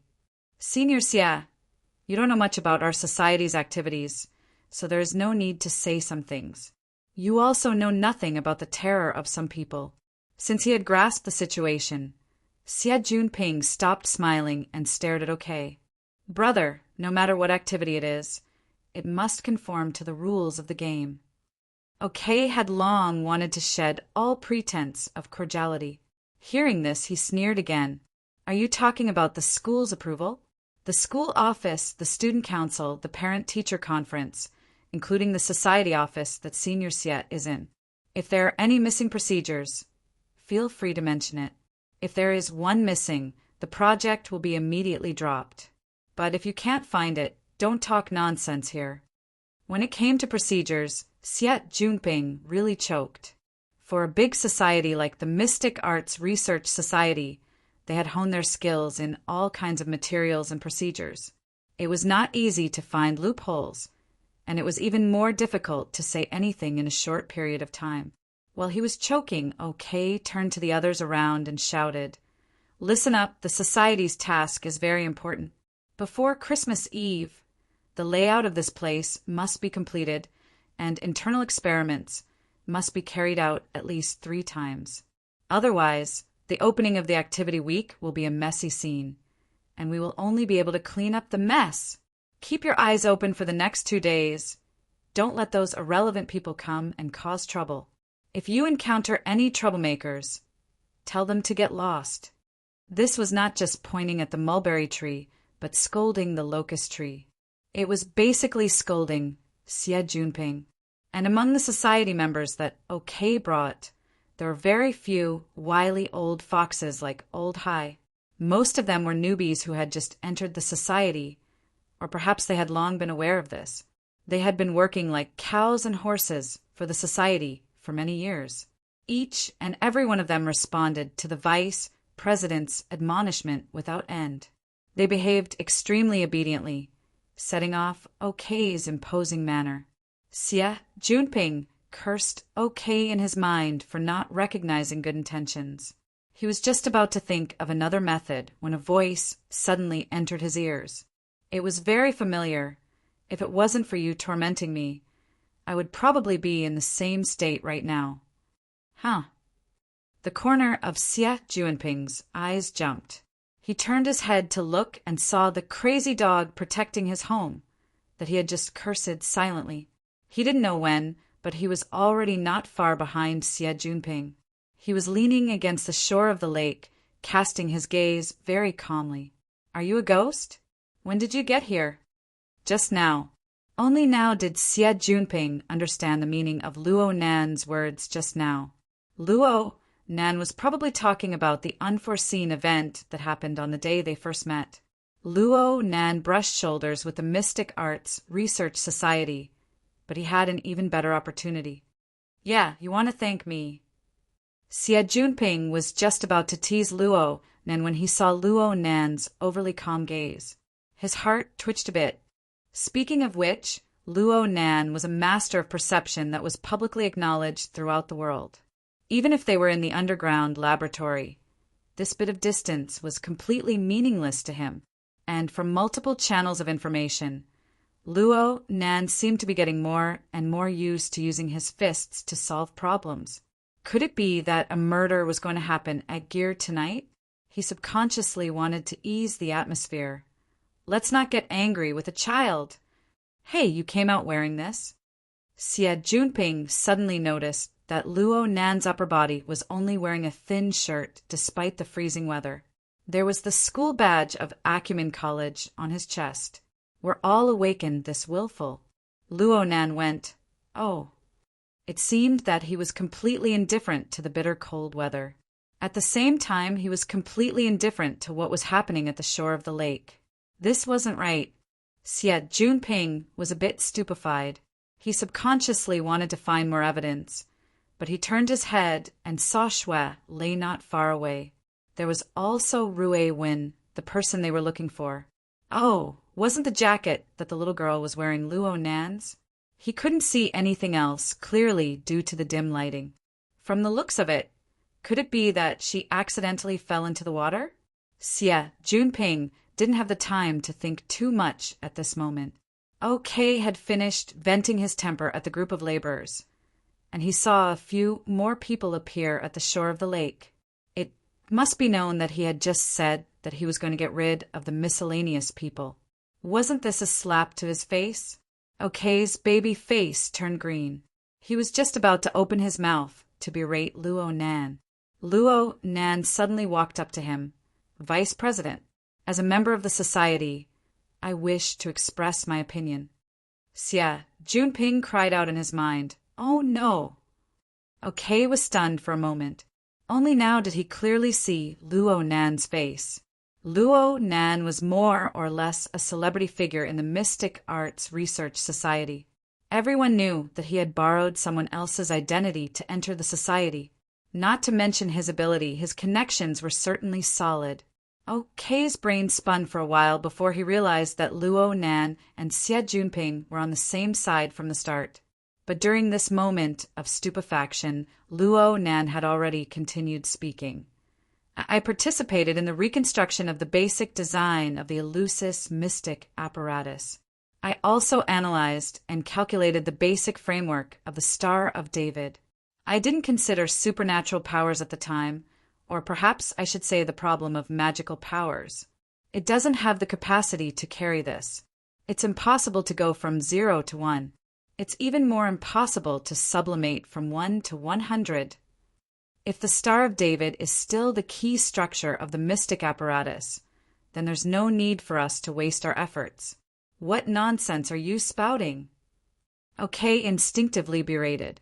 But when he saw Luo Nan's eyes in the darkness, he felt an indescribable emptiness in his heart. His voice dropped 2 octaves. How laughable. The final structure optimization was guided by a true master of the mystic arts. Then did the master advise you that this is just a dazzling trick at most? It's more suitable for amusing people indoors.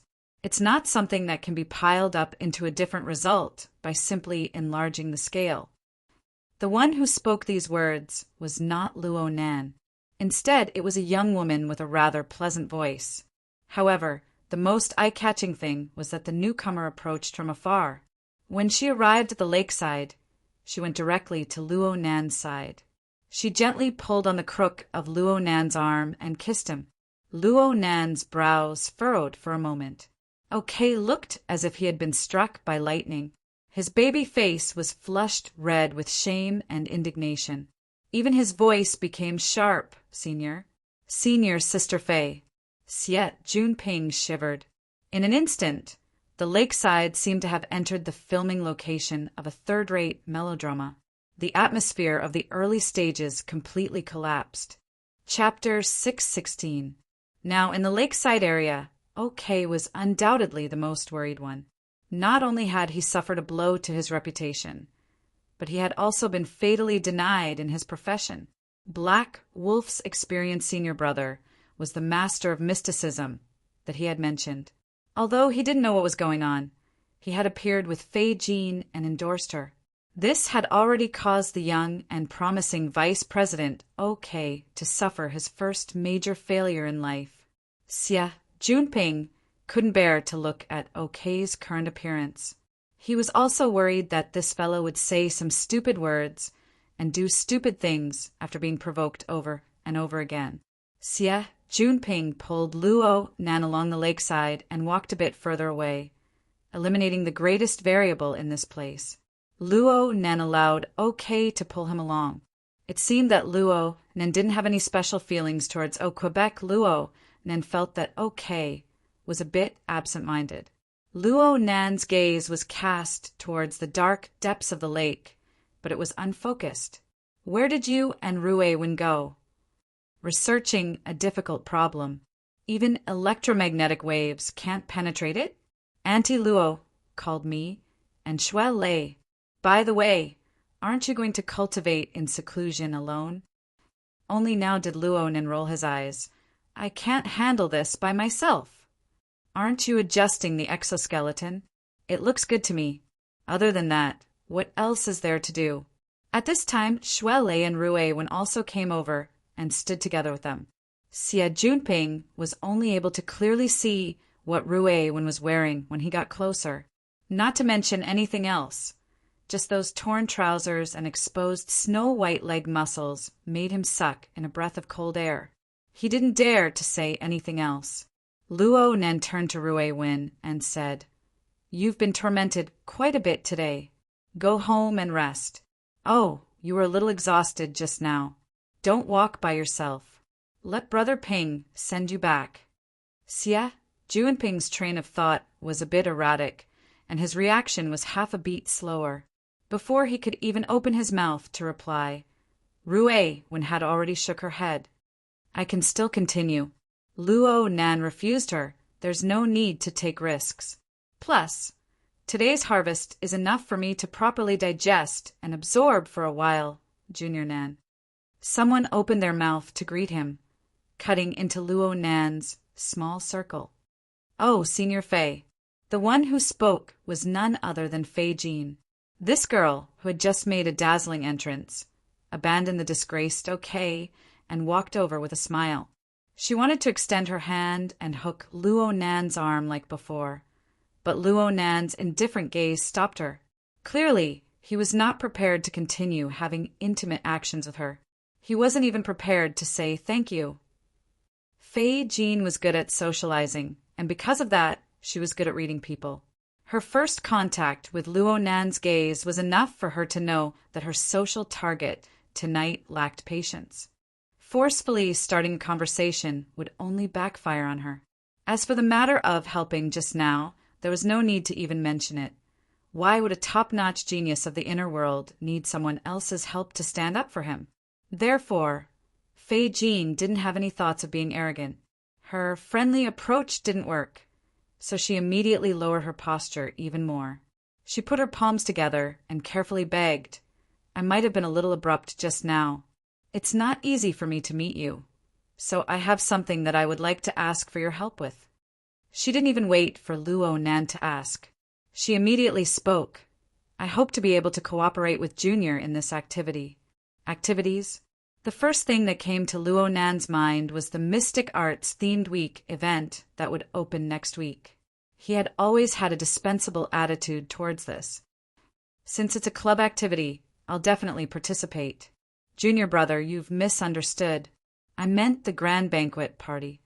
Fei Jin's enunciation of the last few words was a bit indistinct, but at the same time she raised her wrist. The virtual dial that seemed to interweave with garbled codes clearly indicated what she was referring to. Luo Nan frowned. Fei Jin put her palms together once more and made a small bow a few times. Junior, this party is really important to me. The task of your male guests, interesting tattoos, focuses on quantity. But for us women, splendid communication focuses on quality. In that circle, you're the only one that I can find to collaborate with. You're the most outstanding one. A beautiful woman with an extraordinary appearance was cautiously begging for help. From a man's perspective, just the swelling feeling of satisfaction was already an enormous enjoyment. But Luo Nan's eyes didn't even blink. This continued until Fei Jin, who saw that the situation wasn't looking good, raised another condition. If Junior can help me out at the party, the votes that I can gather from the Mystic Arts Research Society will all belong to you, Junior. I don't dare say anything else, but at the very least, I can save you quite a bit of trouble. Luo Nan's eyebrows twitched. This is fine. Such a straightforward attitude caught Fei Jin off guard. She only came back to her senses after they added each other as friends. And by this time, Luo Nan had already directly said goodbye to her and invited her to leave. It was probably because Fei Jin rarely received this kind of treatment. It took a lot of effort for her to maintain her smile without fading. She just left in a bit of a hurry. Xia Junping watched from the side in a daze. Can these two be equal? That's not the point. Luo Nan didn't care whether Fei Jin had gone far or not. He minded his own thoughts and plans. There are too many things that need to be considered. I need to fix my sensing mode in the shortest amount of time possible. Whether it's the society or the feast, I need to save as much trouble as I can. It's better if I can push them off. Xia Junping didn't understand what fixing my sensing mode meant for a time, but he understood Luo Nan's perfunctory attitude towards Fei Jin. Then why did you agree? I didn't want to talk too much. Plus, she understands everything. Luo Nan's unspoken words were, since Fei Jin had contact with the people of the inner world, she certainly understood Luo Nan's position. She should know what to do and what not to do in her heart. Xie Junping curled his lips. You've explained so much to me. Should I express my honor? Another person appeared on the stage, just as Luo Nen finished speaking. It's a great honor to be able to meet Mr. Luo. This time, it was Black Wolf Sr. This person's attitude was quite proper compared to Fei Jin.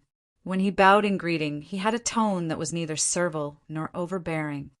My name is Huan Hua. I'm a wandering magician. Mr. Huan Hua. Luo Nan maintained a basic level of respect towards his fellow practitioners of the inner world. Mr. Luo's hypotheses and reasoning regarding the mental world are too brilliant, especially the cage theory. Whether it's inside or outside, it possesses limitless potential. It truly is a genius idea. I believe that this will be a brand new entry point for humans to explore, temper, and entrust their souls. Huan Hu appeared to be a mature and steady person from the outside, but he didn't skimp on praising the contents of Luo Nan's lecture. He gave off the feeling that he approved of Luo Nan from the bottom of his heart. Luo Nan had seen this sort of attitude many times since his lecture on the 14th. He was able to face it calmly and gave his thanks once more. Huan Hu knew his limits very well. He didn't have any intentions of having a deep conversation with Luo Nan. He just said, I've always wanted to personally experience Mr. Tang Luo's soul lessons. Unfortunately, I will be leaving Xia City tonight. I can only leave this wish for the future. Huan Hu bowed once more after he finished speaking and walked away in a straightforward and efficient manner. Black Wolf, who was following behind him, greeted Luo Nan, Shuelei, and the others before leaving with Huan Hua. Chapter 617. The meeting that came and went in a hurry was a bit anticlimactic. Fei Jin, Mirage Fire, and Black Wolf were silent the entire way. Each had their own thoughts. After crossing the winding bridge that cut through the forest, Fei Jin stopped at the head of the South Bank Bridge. She said that she was waiting for a friend. Mirage Fire and Black Wolf tactfully said their goodbyes. After a courteous handover, they concluded the mission of Acumen College. The two prepared to walk through the entrance to the underground parking lot of the South Bank Auditorium. Because it was 8 or 9 o'clock in the evening on a weekend, there were not many people around. It was very quiet. Coupled with the outstanding perception of ability users, they could still hear Fei Jin's voice from dozens of meters away. It was different from the soft and low tone before, and it sounded a little sharp. This sort of thing is meaningless. Black Wolf turned his head to look. Under the illumination of the stone lanterns at the head of the bridge, he could see that Fei Jin was talking to someone through her wristband. The atmosphere was quite tense. He raised his eyebrows. TSK. It looks like this lady had a hard time restraining herself. Don't worry about other people's business. Mirage Fire didn't even turn his head.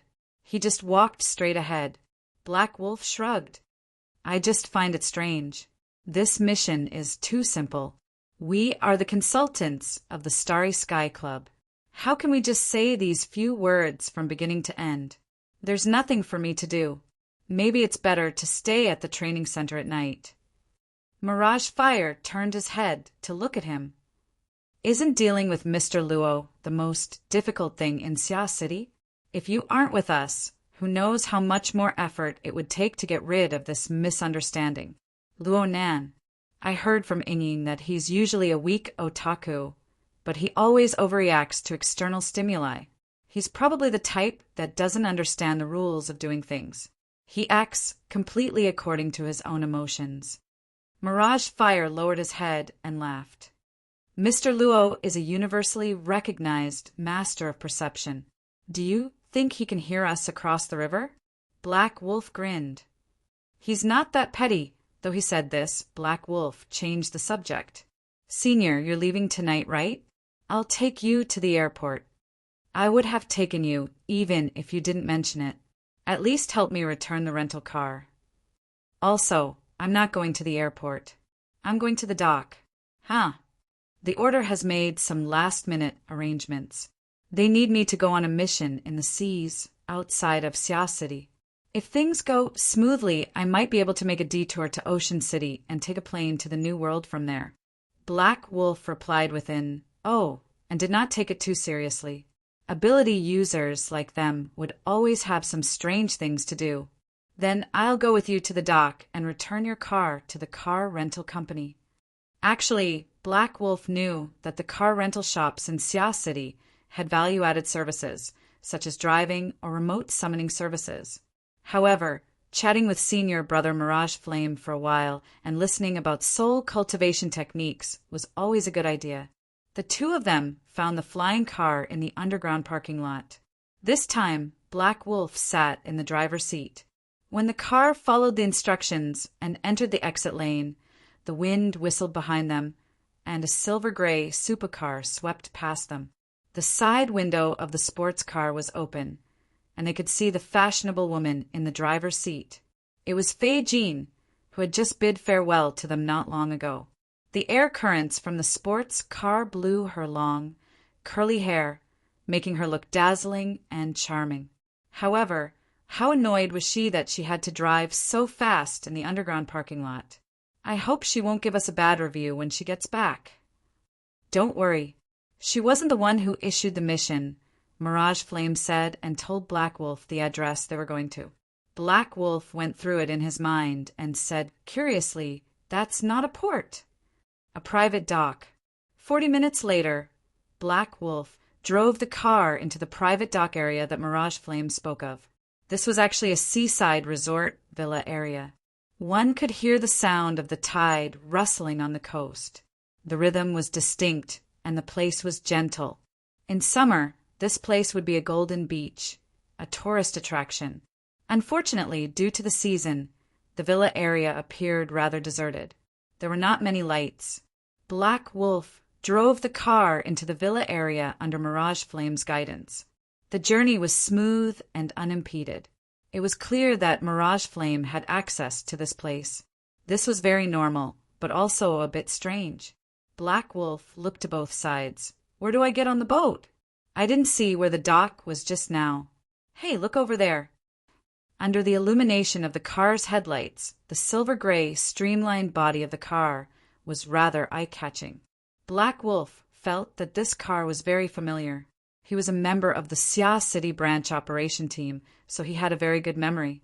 He looked at the license plate and concluded, "It's that Miss Fei. It's that Miss Fei who's been suppressed miserably. What a coincidence. Is she here to meet her lover? Don't worry about others." Mirage Flame signaled Black Wolf to stop the car. The two got off the car, one after another. Then Mirage Flame pointed to the detached villa next to them. "This is it." Black Wolf laughed in spite of himself. "Senior, are you driving this house to the sea?" Mirage Flame responded seriously, "This is the ticket hall." Huh. Black Wolf didn't understand. He just followed Mirage Flame, subconsciously. Mirage Flame was very familiar with this place. He also had the corresponding access. He crossed the front yard in 2 or 3 steps and opened the front door of the villa. The lights in the villa were always on. After the door opened, the gentle light seeped out from the room and elongated Mirage Flame's shadow. The shadow extended to Black Wolf's feet. "A secret base," Black Wolf mumbled.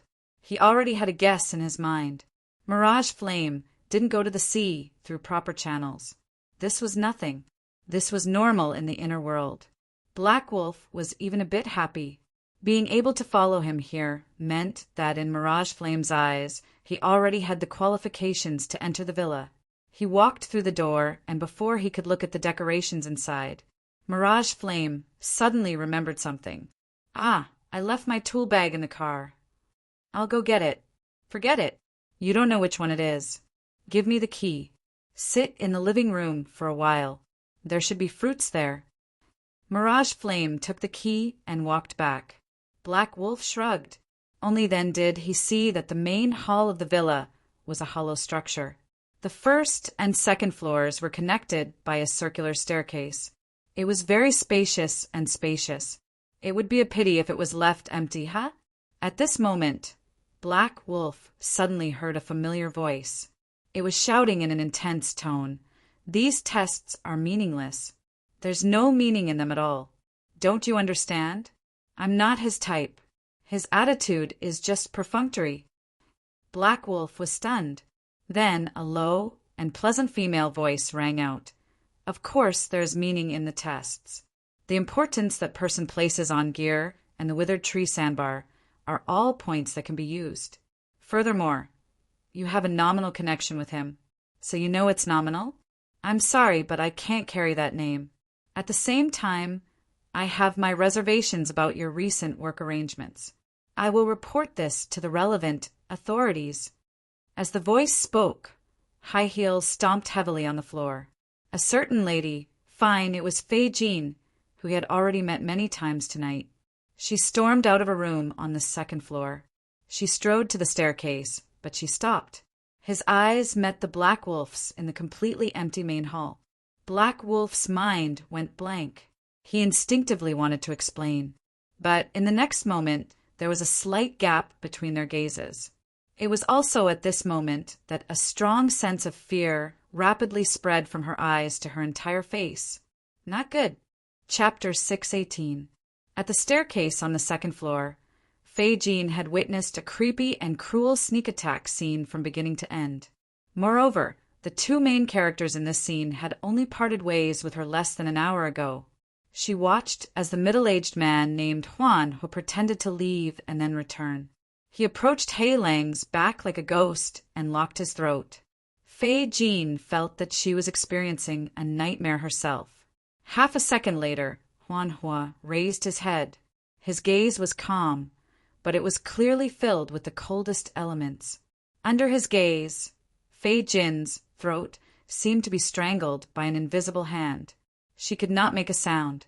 Only fear and instinct drove her to turn around and flee in the direction from which she had come. But the moment she turned around, a face filled her entire field of vision. It was so close that she could only see a pair of charming, narrow eyes that were as calm and cold as Huanhua's. Then a hand strangled her neck, and a familiar voice entered her ears. "It's okay if you don't want to take this mission. Someone else will take over your work. You can take some time off. It's Christmas. I'll grant you a long vacation, okay?" A long vacation? No. Fei Jean finally saw the face in front of her clearly. Hatred and even more intense fear filled her chest. She wanted to struggle, but the other party exerted his strength before she could. An irresistible force came, causing her body to fall backward and hit the fence behind her. Then she flipped and hung in the air, her head spinning. Fei Jean wanted to scream out of instinct, but the dry and warm sensation on her throat was clearly magical. It firmly sealed the last bit of strength in her vocal cords. She could only open her eyes wide and let the decorative background of the main hall of the villa and the familiar yet strange face on the second floor twist and weave together.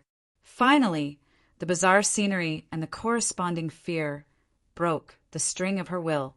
Before she could touch the ground, the darkness had already drowned her. Downstairs, Huan Hu caught Fei Jean, who had fallen down, and placed her on the sofa near the fireplace. Then he lifted the plush carpet that covered the area from the main hall door to the spiral staircase. Under the beautiful fabric, there was a flat layer of tiles. However, the structure of this layer of tiles looked very complicated. Every tile had a different shape, but they were joined together seamlessly, forming a complex and strange graphic structure. The internal structure of this area was indescribable. It was a long and narrow rhombus shape. Phantom Fire placed Black Wolf, who was still unconscious, at a sharp corner of the diamond-shaped area. He occupied another spot, about 6 meters away from Black Wolf. At this time, on the second floor, the sound of heels hitting the ground could be heard again. Another figure appeared on the railing. However, Huan Hu didn't even look in that direction. After everything was arranged properly, he took off his clothes and sat down with his legs crossed. His hands formed a seal, and he began to chant an incantation in a low voice. As the low and hoarse voice flowed out, the space in the main hall of the villa seemed to ripple slightly. The light was distorted, forming a looming, three-dimensional structure in the void. At the same time, it looked like a translucent spiderweb that was shot out of thin air and connected the phantom fire and the Black Wolf. The incantation came to an end.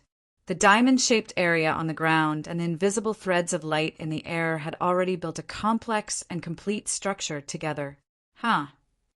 Juan's eyes were wide open.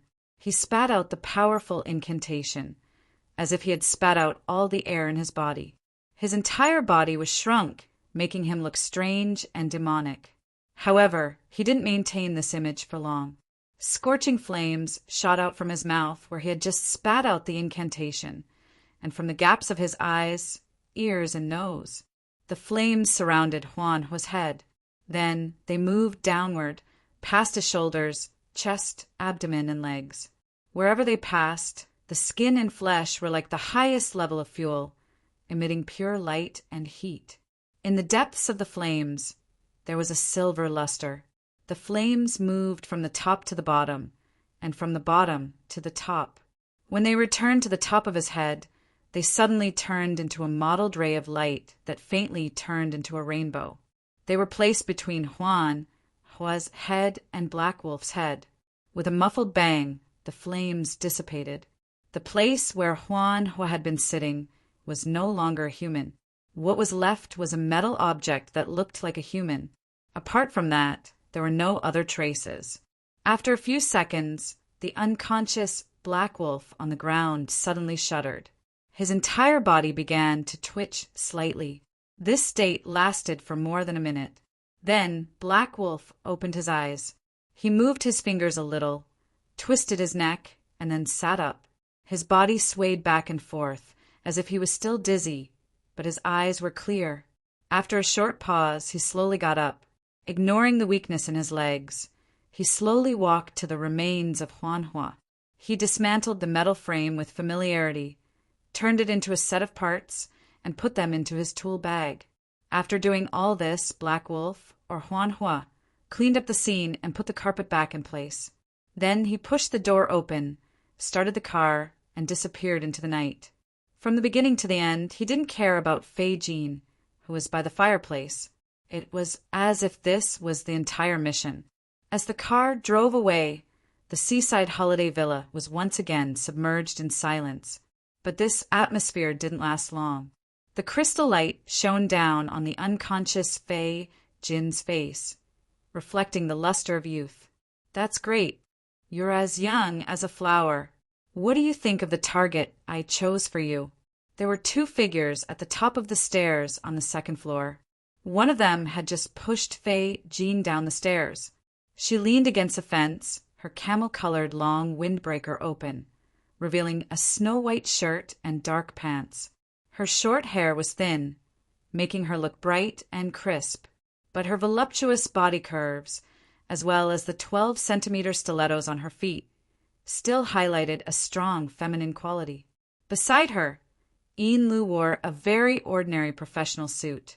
Although her looks, figure, and youthfulness were superior, she still couldn't compare to this person's carefree and easygoing nature. The Blood Flame Order was currently facing a grim situation, including this person's attitude and behavior made it impossible for her to be casual. So, Yin Lu glared at him sternly. "Multifaceted, what do you mean?" Multifaceted smiled in response. "As you requested, I'm fighting for a chance to get close to Mr. Luo. Don't increase your physical body unless necessary." I thought this kind of simple logic didn't need to be emphasized. Then why did you go through me? Through the manager of the Starry Sky Club, a person with extremely complicated social connections? When multifaceted, or rather, Sun Jai, appeared in this villa, she was no longer the manager of the leisure club, but a well-known broker who roamed the various forces in the inner world. Aside from attentive service, she also had her own way of doing things when dealing with clients. You must know that the current Xia City branch is still in a loose on the outside but tight on the inside. Any ability user who can interact with a target for a long period of time is the result of going through a sieve several times. So, I believe that the true don't increase your physical body is to borrow the help of relevant personnel who have previously made contact with you. Chapter 619. Sun Jai pointed at Fei Jean by the fireplace. She is a student of Acumen College. At the same time, she is one of the investors of the Mystic Arts Research Society. She has a relatively close relationship with the outer circle of the inner world. She can have close contact with Mr. Luo at the school and at the banquet organized recently. Moreover, the distance between them is very appropriate. You can talk about something through her. You can also do something through her. You can treat her as a communication software, but she can also be used as a more effective tool. With such a buffer, it would be great if the effect of contact is positive. Even if the effect is negative, as long as you rationally control your limits, it won't have an excessive impact on your relationship with Mr. Luo. Yin Lu wasn't convinced by her. Sun Jai smiled as she faced the fierce and murderous gaze.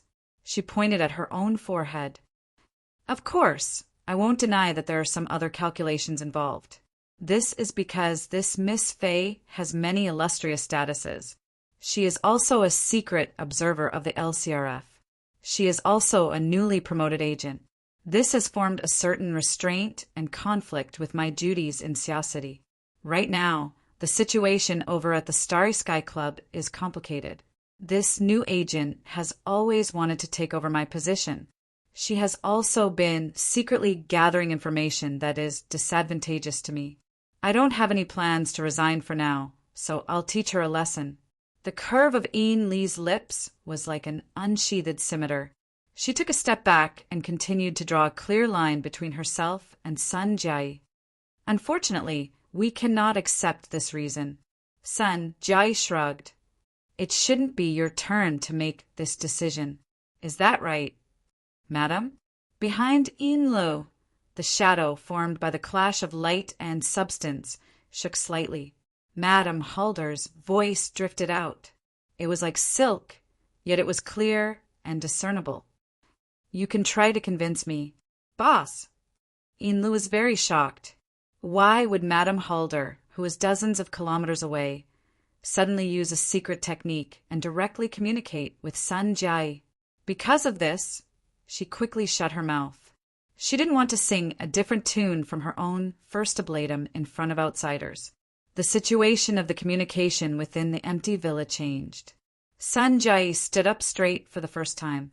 She gave a slight bow towards Yin Lu. Actually, she was giving a polite and appropriate greeting to Madame Halder's divine sense in the shadow behind Yin Lu. I would be happy to expand on my ideas and advance my work.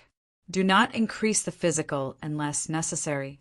Humans tend to interpret and drive the world in a more efficient manner. But in fact, the scope of our willful use of this mode is very small and only exists in a narrow area of our control. Like now, speaking up to this point, she suddenly changed the topic. Mr. Luo is under the protection of the Xia City branch. He is in close contact with Mr. Luo. He is under the protection of layers upon layers of the Xia City branch. Recently, there were very few people who made such a high technical request, and the reward was sufficiently generous. That's why I'm giving you a corresponding value-added service for free. The soul transfer array here will allow you to save more effort and be more discreet. Out of professional consideration, I must mention the sponsor of the product, a secret organization that has been quite active recently, the Soul Cult. Soul Cult? Yin Lu repeated, subconsciously. Sun Jai smiled. Yes, the Soul Cult. If you are willing or must use this product, I can give a further explanation. In the shadows, Lady Halder said coldly, No, there is no need. I just need a reason to continue our partnership. I'm a broker. I don't presume any standpoint, and I possess sufficient professional ethics. That's enough. Sun Jai spread her hands. She seemed innocent and free and at ease, but she could only shrug when faced with the gaze of disregard. Fine. Sometimes I tend to make my work simple. I combine and reorganize matters that are related to secrets, and I advance them as a whole. Just like tonight, you wish to obtain an opportunity to make contact with Mr. Luo. The Soul Cult requests an opportunity to infiltrate the Xia City branch. At the same time, the Soul Cult is very interested in making contact with you. They even have plans and needs that are further advanced. I use the physical of an event to coordinate and combine these three matters to achieve the greatest efficiency. I believe that this is a true example of do not increase the physical unless necessary. Is that so? In the shadows, Lady Halder's thoughts turned bone-piercingly cold. You attempted to direct our actions and directly exposed our secret intentions. Is this what you call professional ethics? Enlil didn't say a word as she acted as a long-distance carrier. Dark red, flowing light shuttled and interweaved within her pupils. Her aura was abnormally withdrawn. She had already completed her preparations to attack at any moment. I believe that this is the foundation of our many years of cooperation.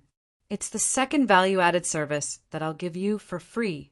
Madam, you actually don't know that the Soul Cult has their eyes on you? Flame swirled within Enlil's eyes, but her feet didn't move an inch. Perhaps her thoughts were the same. Sun Jiai continued to speak. Perhaps the Soul Cult feels embarrassed about this situation, so they asked me to bring you a message. Right now, the Blood Flame Order isn't having an easy time. Perhaps it's time for them to look for allies, external aid, or even to find someone to rely on. You're multifaceted. Enlil subconsciously rebuked. Sun Jiai took a step back. Her smile remained. I'm just a broker. I'm just a messenger. Aside from that, I have no other standpoint. Madam, if you consider their suggestions, or if you simply need more information regarding the Soul Cult, you can find me. The method of contact remains the same, and the price can be discounted. As she spoke, Sun Jiai leisurely walked down the stairs. When she reached the bottom, she turned back. Although there's no conclusive evidence based on our current analysis, it's very likely that Mr. Luo has the ability to sense things in a large area. Even though this place is still considered far from his current location, I still suggest that we don't cause too much of a commotion. The soul transfer array is a good choice, but if Madam insists, the Blood Flame Order's secret technique shouldn't be a problem. Oh, that's right. Before Fei Jean fainted, she had already accumulated enough fear.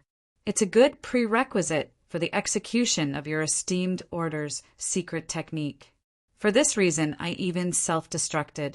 This is also the third value-added service that I'm giving you for free. I hope Madam will remember it. After saying these words, Sun Jiai left the villa. She left a large amount of doubts and strange elements behind, allowing them to fully ferment and constantly change into new components. A few seconds later, Madame Halder's thoughts manifested. Enlil. Boss? Secret orders aren't just any random person. Yes, boss. The establishment of every order is supported by at least one extraordinary or an existence close to one. Yes. Otherwise, the order would have no foundation in the Abyss district. Chapter 620. Sister, over here. Tian Qi stood up and greeted Tian Si from a corner of the bar. Tian Si also saw her cousin. She carefully bypassed the bustling stream of people and walked over. I haven't seen your shadow for almost a month. Are you also in seclusion? Tian Qi pulled out the chair where his jacket was placed and invited his cousin to take a seat. He complained incessantly, but the target of his attack was quite subtle. Tian Si laughed. Before she could speak, Tian Qi had already noticed the relaxed and joyful expression on her face. He lightly slapped the table. It looks like there are no problems on Grandma Pan's side. Yes, I've received the official notice. Although there's still half a year before school officially starts. I'll be following the project starting next month. Congratulations, congratulations. Grandma Pan's graduate student quota is enough to make people fight over it every year. I can only say that I was lucky. Tian-si didn't want to talk about this topic. She called over the waitress, dressed as a witch. "A cup of mocha, thank you." The waitress recognized Tian-si. She apologized softly. "Senior Sister Tian, the coffee is sold out." "Then a cup of hot cocoa." The waitress accepted the order and left. Tian-chi rushed to claim credit. "See, it wasn't easy for me to save you a seat." Tian-si's gaze swept across the corner of the bar. This was the public activity area located on the second floor of Northern Rock Gear. It was close to the sandbar waterway and faced the scenery at the bottom of the lake. It was originally a good place to cultivate the body and mind, but the surging stream of people made it seem more like a popular tourist spot. "Your society's theme week is pretty good. You know, it's not purely based on a theme week. Right now, this place is almost bursting with people. I really miss the days when it was just Luo, Nan, and the others, even though I didn't come here many times." Tian-chi sighed. He consciously lowered his voice. "Sister, did you come here to find Luo Nan? It's not easy to see him right now. I made an appointment." This kind of conversation shouldn't have happened between schoolmates, but the Tian siblings felt that it was very normal. "That's good." Tian-chi suddenly cried out before he could finish speaking. "Behind me, look at the lake." Tian-si subconsciously turned her head and saw a huge and flat body slanted at a certain angle in the lake of chaos, separated by tempered glass to the side of the public activity area. It silently streaked past, blocking the line of sight of everyone in the bar. There was no source of light at the bottom of the lake, only the lights from the public area projected into the lake. Under the illumination of the lights, the demonic fish that looked like giant bats were showing off their wingspans that were more than 20 meters long and their pale lower abdomen, which had hideous mouth parts, to the tourists. Especially when the demonic fish turned around, its 10-meter-long thin tail of scales slammed into the tempered glass. The heavy impact seemed to make the entire glass wall tremble. The tail even carried its own electric flames. Every time it jumped and flashed, it seemed to burn the hearts of the onlookers. Many men and women cried out in fear and excitement. Tian-si stared blankly at the scene. Even though she had been mentally prepared, when she saw this demonic fish, the terrifying scene from 2 months ago seemed to replay itself. She couldn't help but shiver, her cheeks almost draining of blood. In comparison, Tian-chi had seen a lot more, and he didn't know what his cousin had experienced in Ocean Sky Cloud City. He let out a sigh of satisfaction. "It's different from what I saw in Ocean Sky Cloud City. It seems like they could break through the glass at any time. Actually, I don't think any theme week can compare to this thing going around in a circle." Sis, are you okay?" Tian-si seemed to wake up from a dream, but it wasn't good to turn her head and let her cousin see her current expression. She could only speak randomly. "This stingray is the one from Ocean Sky Cloud City." "Yes, that's the one. It's grown quite a bit." "Who says it isn't? I heard that its wingspan has grown by nearly a third since it was first captured, and its growth has been concentrated in the past 2 months. It must have eaten and drunk while in Ocean Sky Cloud City and fattened up." The stingray swaggered around behind the tempered glass for a while, then turned and entered the depths of the lake where people couldn't see. It left the ground full of exclamations of admiration. However, no one here knew that among them, there was someone who had previously come into close contact with this aberration, the kind that was almost eaten. Tian-si turned around and subconsciously picked up the hot drink on the table. Only then did she realize that her hands had become cold and her legs were even trembling. But at the same time, her heart was boiling hot, and then a vermilion blush stained her face. This was also a mixture of fear and excitement. Her mood wasn't much different from the others present, but it was more deeply colored by memories, or perhaps it was sublimated by expectations. Last time in Ocean Sky Cloud City, this ferocious monster had used its long electric tail to wrap around her legs, and it could tear her to pieces in the next second. But it was also from that incident that she truly glimpsed the scene behind the scenes of today's world and touched upon a magical corner of the inner world. She took small sips of the hot cocoa to calm herself down, then asked, "This mutant should be very dangerous. Why did it move here?" It said that the family that left the Stingray in Ocean Sky Cloud City couldn't afford the rental and feeding fees, so they sold this thing at a high price. The buyer was someone in our society, but no one knew that this person was willful enough to directly move this monster here as an ornamental fish. You don't know. What? Nothing. I'm just a little curious as to who would spend so much money to open up their connections and place a mutant in the jungle of the North Bank. Professor Wu and the others can't bear to see this happen. You're talking about Professor Pan's husband, right? Hee. He's probably going to go mad with anger. Apparently, he took advantage of Professor Pan's trip to act first and report later. It's hard to say whether or not he'll be able to stay here for a long time. Tianqi was quite open-minded. I think it's most likely temporary. It just so happens that the theme week needs a gimmick. Speaking of which, Vice President O's Elusis apparatus replay program has already collapsed. I heard that Luo Nan was the one who stopped it. Now that the Stingray is here, no one would have the guts to run to the lake and cause a ruckus. From this point of view. You understand? Yeah, we all understand. Her slender fingers were placed lightly on Tianqi's shoulder. They were like jade tubes, yet they carried the pressure of a steel pipe.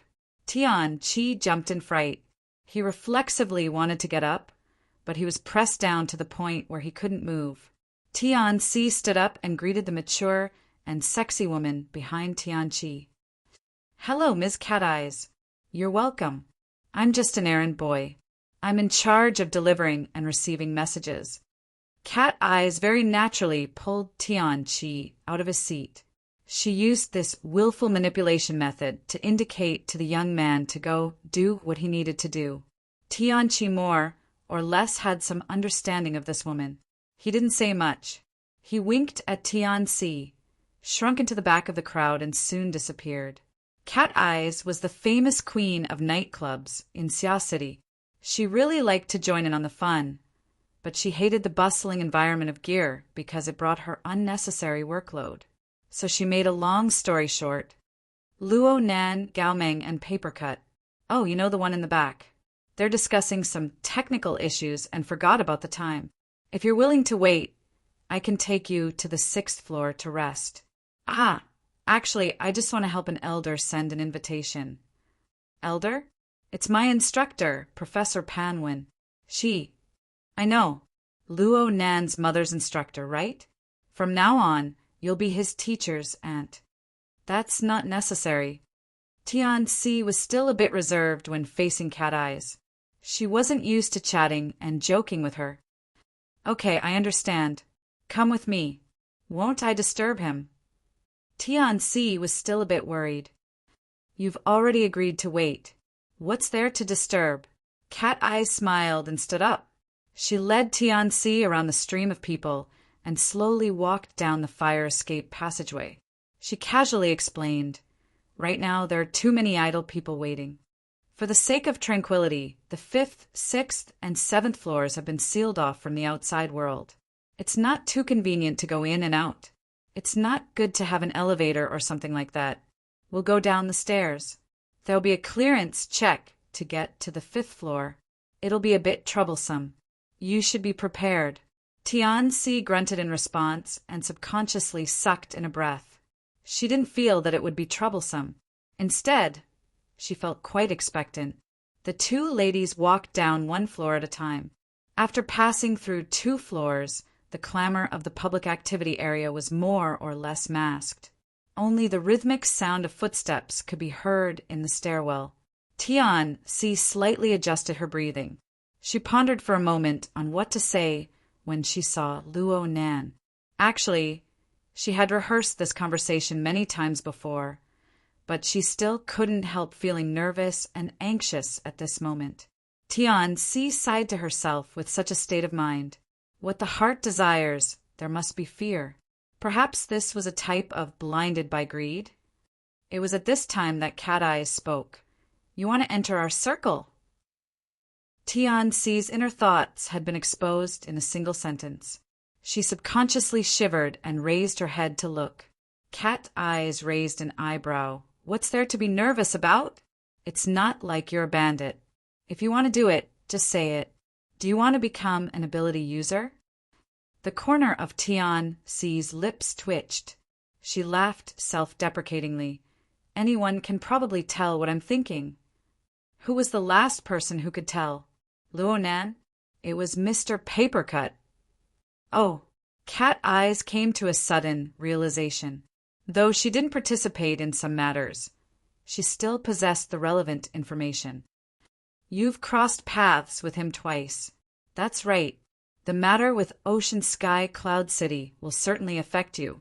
You must have seriously considered it for you to be able to endure for so long before saying it. Actually, I didn't say it. Tianxi didn't dare to say these words. She could only nod. Papercut is a rather steady person. He didn't blindly encourage you back then, did he? Tianxi shook her head immediately. The matter with Ocean Sky Cloud City didn't need to be mentioned. She had yet to recover from the shock, causing her memories to be a bit messy. Her memories were especially deep and fuzzy. However, she had a clear memory of the entire matter from the get-together at Aurora Cloud City. She remembered that she had once mustered up the courage to ask Papercut, but he seemed to have intentionally avoided this topic. Cat Eyes snorted. He's quite responsible. His mind is clear. He knows that this is a field where talent is the most important. Talent? Chapter 6:21. Cat Eyes' super blunt words caused Tianxi's cheeks to turn pale. She felt as if her feet were covered in lead, unable to lift them up. She unconsciously stopped walking, and Cat Eyes immediately stopped as well. The two stood in the stairwell, and the atmosphere naturally became heavy.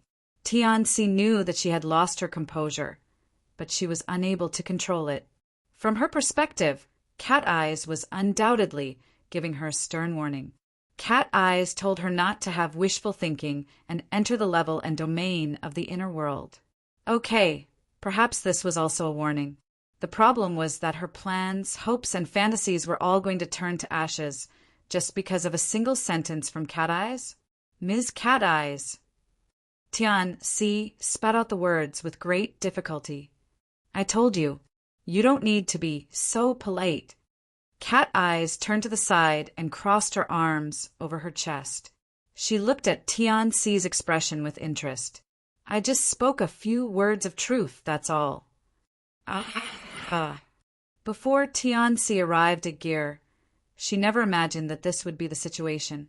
It must be known that she invested all of her energy into Professor Pan at the end of the year. It wasn't purely for the sake of obtaining a corresponding offer.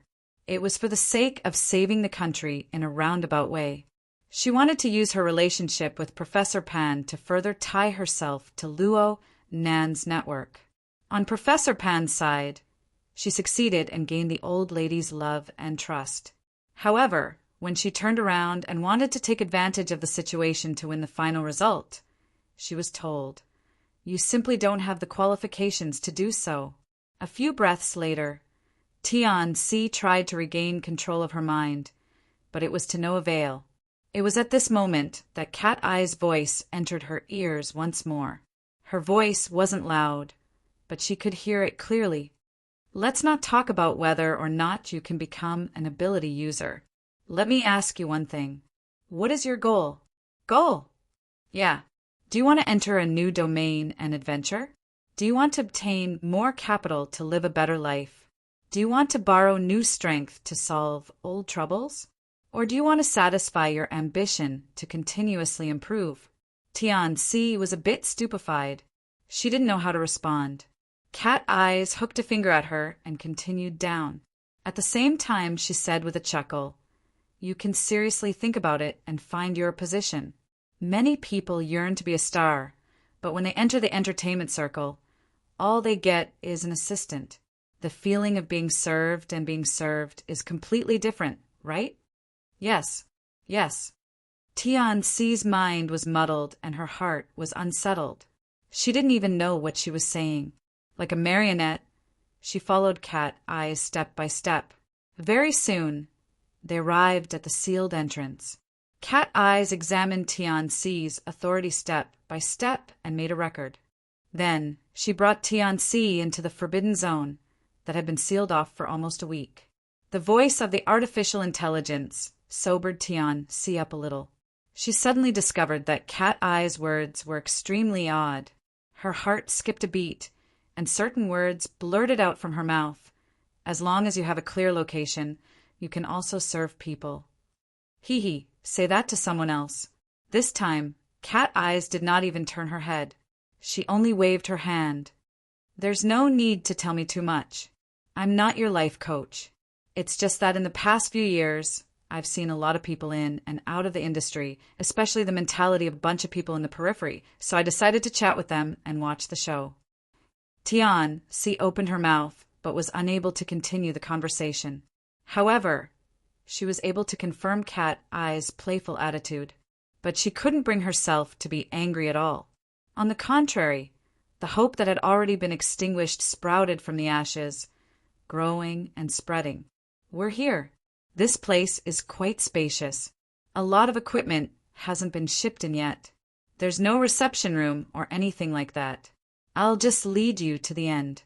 In any case, they should be done chatting soon. As she spoke, Cat Eyes had already brought Tianxi to the underground 7th floor of gear. There was practically no difference in the layout of this place from a few days ago. There was a large expanse of spacious area, and only the innermost corner had the corresponding experimental equipment set up. Tianxi saw Luo Nan and the other two sitting on the ground in a very casual manner in the innermost side of the experimental area. Their hands seemed to be fiddling with stacks of paper drafts and the like. The color of the paper was clearly yellow. It was quite peculiar. Cat Eyes stopped 20 meters away from the three. Let's wait here. If you're tired, you can do the same as them. No need. Tianxi shook her head. Her gaze wavered a bit. It would fall on Luo Nan for a moment, and then it would turn back to Cat Eyes for a moment. As for her state of mind and thoughts, they only became more turbulent. Cat Eyes suddenly turned her head. She gave a smile that was not a smile. Actually, I wouldn't have said these words to you 2 weeks ago. Then, after all, the situation is different now. Look at that person. Who? Mr. Papercut? Tianxi followed the direction of Cat Eyes' finger and locked onto the target, but she still did not understand the deep meaning behind it. 2 weeks ago I saw this person. He was probably destined to be a support for his entire life. He couldn't deal damage. He couldn't support the overall situation. It would be hard for him to raise his cultivation and status. This is the result of the limitations of his talent. But now things are a bit different. Cat Eyes really dared to speak without the slightest scruple. At this time, Papercut was completely engrossed in conversing with Luo Nan. He would wave his hand and gesture from time to time. His face was full of emotions, but he turned a deaf ear to the evaluation of others. Tianxi did not know what Papercut and Luo Nan were talking about, but she saw Luo Nan scratching his ears and cheeks. Luo Nan was so happy that he couldn't contain himself. Tianxi knew that it was certainly an extremely positive matter. Tianxi naturally had a simple inference when she combined what Cat Eyes had said before. Could it be that what Luo Nan was talking about right now was a method that could cross the barrier of talent? Tianxi's heart thumped loudly, and she unconsciously took a step forward. She managed to control herself with great difficulty, but she still pricked up her ears and did her best to catch the bits and pieces of conversation that flowed over. The problem was that she had no foundation in the domain of ability users, let alone Luo Nan and the other two being far away. Even if Luo Nan and the other two were close at hand, it would be impossible for her to understand what Luo Nan was saying. In a corner of the laboratory, Gao Meng, a B-rank ability user, had long since noticed Cat Eyes and Tian-Si coming over. He shot a glance over and chuckled at Luo Nan.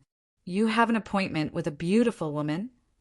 "Private business," Luo Nan responded, but he realized that he had gone off topic. Before Luo Nan could explain, Papercut, who was sitting cross-legged and grimacing at the paper talismans scattered on the ground, raised his head in a daze. "Is there a problem?" Luo Nan and Gao Meng shook their heads together. "Now that we've reached this step, it's basically quite appropriate." Gao Meng snapped his fingers, and a paper talisman on the ground quietly floated into the air. It spontaneously combusted without fire. The flame was like the finger of a god. It danced a few times, and in the blink of an eye, the paper talisman was sculpted and twisted into the shape of a ring within the light of the flames. The ring's diameter was slightly thicker than Gao Meng's wrist. It floated down like a feather and was caught by Gao Meng's hand. Tian-Si was stupefied from watching, but Papercut was eager to get into action. "Let's try again? Who wants to try?" Luo Nan simply responded, "Don't bother two masters for the same thing." Chapter 6:22. After 1,000th of a second, Gao Meng's consciousness cut into the incorporeal and majestic fortress in the depths of the storm. The energy storm surged ceaselessly in the outside world. There seemed to be a path of wind, but there seemed to be no pattern to speak of. There was only pure, destructive power wreaking havoc. Any ability user who could enter the abyssal region had to resist and contend against this destructive attack before they could make a move. But ever since the space fortress was erected, the configuration built by the combined efforts of over 1,000 people grew from nothing. It grew stronger bit by bit, using a steady and conservative method to gradually expand its domain and deepen its imprint. This was a continuous process. In the overall design of the Ring of Blood Intent, a seed, a tender sprout, grew and catalyzed step by step, gradually becoming a towering tree that could resist the destructive storm. Just this alone made the Ring of Blood Intent, which Luo Nan promoted, ranked among the greatest inventions of the inner world.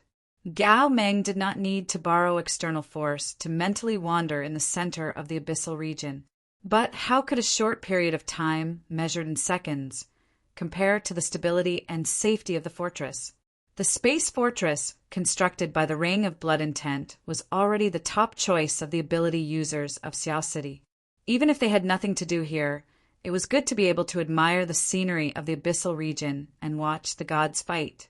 Whether it was Gao Meng or the other ability users of Xia City, they were all having fun in this space fortress. But who would have thought that its inventor was no longer satisfied with his current achievements? He was currently attempting to make changes to it with a high degree of passion and urgency. The telepathic guidance is very clear. It still maintains its independence. It doesn't affect others. Gao Meng lightly scratched the thin talisman paper outside his bracelet. He felt the special ink fuse with the paper. It naturally guided the interference power to transform into an even finer and more exquisite power structure. It was just as Luo Nan said, "Don't bother two masters for one thing." As the representative of the ancient talisman school of the inner world, he was already familiar with the entire process of using talismans. No one was more proficient in this path than he was. Although Papercut was an expert in this field, there was still an insurmountable gap in his cultivation realm. Look at the main point. Cat Eyes lowered her voice to an extremely low level. She hinted to Tian-Si, "That fake Taoist priest is a fierce person in our area. He sells talisman paper every day. But now he's like an obedient student in front of Luo Nan. What does this mean?" Tian-Si said. She didn't know how to respond. In the end, it was Cat Eyes who broke through the paper window. "This shows that the one surnamed Luo has a thick thigh that everyone wants to hug. The weak wanted to break through, and the strong wanted to become stronger. In this way, who can be more popular than the one surnamed Luo? Oh yes, the problem is look at his thin arms and legs. How much volume can he have if he cuts off his entire thigh? Xia City, no, The people of the inner world will all want to get close to you. When the time comes, will they even give you a strand of leg hair? At this time, if Tian-Si still couldn't understand Cat Eye's meaning, then her 10 years of schooling would have been wasted. She followed up on Cat Eye's words. What should I do? Risk. Even under the dark eyeshadow, Cat Eyes still emitted a sharp light that streaked across the tip of Tian-Si's heart. Taking a huge risk to do something that even we ability users can't do. Tian-Si really didn't understand. At this time, Gao Meng continued to describe the feeling after using the talisman paper. The internal molding is basically complete, and there is no interference. However, interference power isn't enough. We still need to cooperate to complete it. Someone, come help out. I'll do it. I'll do it. Papercut had already burned the talisman paper, forming a paper circle and pasting it together. Right now, he just needed to send his telepathic thoughts into it and jump into the abyss. He went with Gao Meng to forge a brand new function for the fort. But soon Gao Meng shouted, 2 people aren't enough. Cat Eyes, you go. Luo Nan's situation was special. Adding him would cause a deviation, so he immediately called out, Who else is up there? Call them over.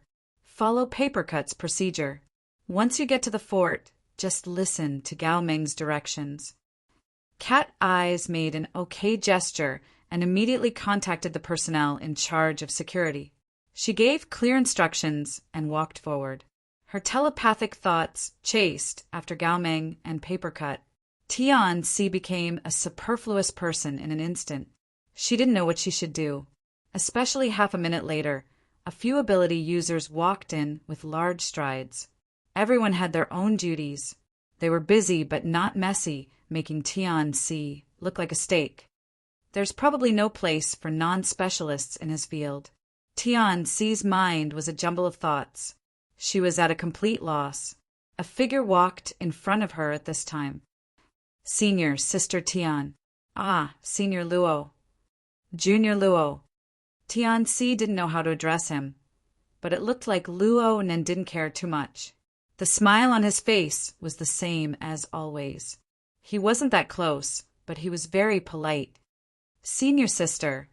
Sorry to trouble you to make another trip. No, it's nothing. Tian-Si didn't know why, but her heart tightened as she watched Luo Nan approach. Her many years of experience and quick-wittedness were useless. She subconsciously asked, Junior, what are you guys doing? Luo Nen didn't mind. He answered her question. I want to add a cheat to the Ring of Bloodwill. I want to put the results of my recent studies into practice. The Ring of Bloodwill. Tian-Si obviously didn't understand. She could only do her best to reveal a smile. It sounds like a marvelous technique. Oh, it's quite simple. Luo Nen wouldn't say much to a layman like Tian-Si. He was just about to change the topic when Cat Eyes just so happened to exit the fortress from behind. She stretched her back. You were the one who came up with this idea. Is there a problem? Luo Nen was very baffled. I haven't found anything yet, but there are enough people over there. I don't want to do experiments in a rigid manner, so I left. Luo Nen couldn't pay attention to Tian-Si for now. He turned his head to glance at Gao Meng and the others, who were in the middle of deep experiments. He counted the number of people and made a preliminary estimate. Then he opened up the virtual work area and made a record. 5 people forming the basic functional module. There should be room for optimization. Tian-Si couldn't hold back her curiosity. She focused her gaze and saw that aside from the scribbled words and numbers in the work area, there were groups of simple and complex geometrical figures. From the perspective of a professional designer, these figures undoubtedly possessed the meaning of a real structure. Though she was completely unable to understand them, Cat Eyes really didn't have the slightest interest in these things. She yawned half-truthfully. Isn't the Ring of Bloodwill pretty good? You're going to toss and turn like this. Don't do something superfluous in the end. Everything depends on the results. Luo Nen didn't have absolute confidence, but he didn't hesitate in the slightest. He had gotten used to expressing his thoughts to Rue when during this time. Even though he had switched to cat eyes and there was still the layman Tian-Si by his side, he still couldn't stop himself. He sort of sorted out his thoughts and vented. The ring of blood will can be simple, but the fortress formed from it should have a more complex structure. Actually, if there were a few more clear-headed people over there, then there would be a more detailed division of labor in the design. It would inevitably jump out of a pure defensive mode and form the effect of attack and defense as one. In the end, whether it's the ring of blood will or the fortress, they should both belong to the basic framework. It is like a development platform. According to its rules and regulations, it should form a large amount of research and development results. It should form a system and a scale of existence. Oh, what I mean is that it is like a high-rise building. There should be all sorts of supporting facilities within the building to realize different functions. Luo Nan made the last analogy out of consideration after seeing that Tian-Si was completely stupefied. Tian-Si's cheeks flushed a bit and her gaze drifted. She really didn't understand the contents of Luo Nan and Cat Eye's discussion, but when she truly touched upon this mysterious and unfamiliar domain, even if it was just an insignificant corner, the trembling that came from the bottom of her heart spread throughout her entire body like an electric shock. It was like a spring dream awakened in the middle of the night. It formed a feeling of unbridled satisfaction. But emptiness and absent-mindedness were unavoidable after this satisfaction. Luo Nan didn't ponder over Tian-Si's feelings. He just spoke apologetically. "Senior, I'm sorry. I haven't regained my senses yet. You came this time." Tian-Si shook her head, using this opportunity to sort out her feelings. "It's nothing. It sounds quite fresh. Yeah, Junior, I came today to run errands for my teacher." Tian-Si finally recovered a bit of the feeling of a senior when talking about matters of the normal world. Her body language relaxed quite a bit. "Some time ago, I took the liberty to tell Professor Pan about your matters. She really does miss you, but she hasn't seen you come over. Plus, there are all sorts of design projects at the end of the year. She doesn't have the time to spare. It's not easy for her to have some free time, so she wants to invite you to her house." "Professor Pan is inviting me to her house?" Luo Nan was a bit surprised, but he quickly reacted. "It's my fault. I've troubled her with my matters." Luo Nan hesitated a bit when he spoke to this point. His eyelids drooped, and he was a bit embarrassed. "Senior, you should be able to understand. I've offended a lot of people in the inner world recently, and some of them are very tasteless. I'm worried that I'll get too close to Professor Pan, and I'll implicate her." Tian-Si went, "Oh, that's it." The nightmare of Ocean Sky, Cloud City flashed uncontrollably in her mind at this very moment. Her face turned a bit pale. Luo Nan saw Tian-Si's reaction, and his previous judgment grew firmer. "It's absolutely true, but I can't tell Professor Pan about these things. Senior, come over. We can talk about it. We can think of an excuse, a message, so that Professor Pan won't be angry. That's it. But Professor Pan is a very smart and very sharp person. It's not easy to hide things from her."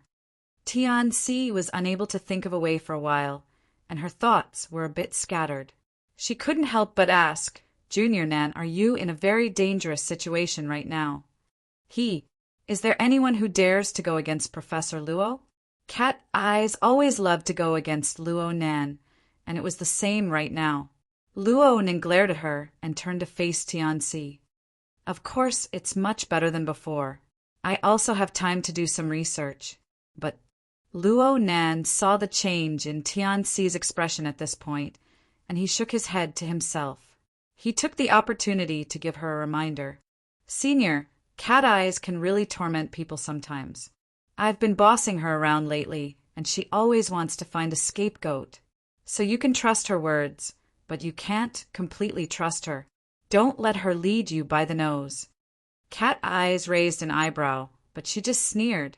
Tian-Si felt a jolt on her back.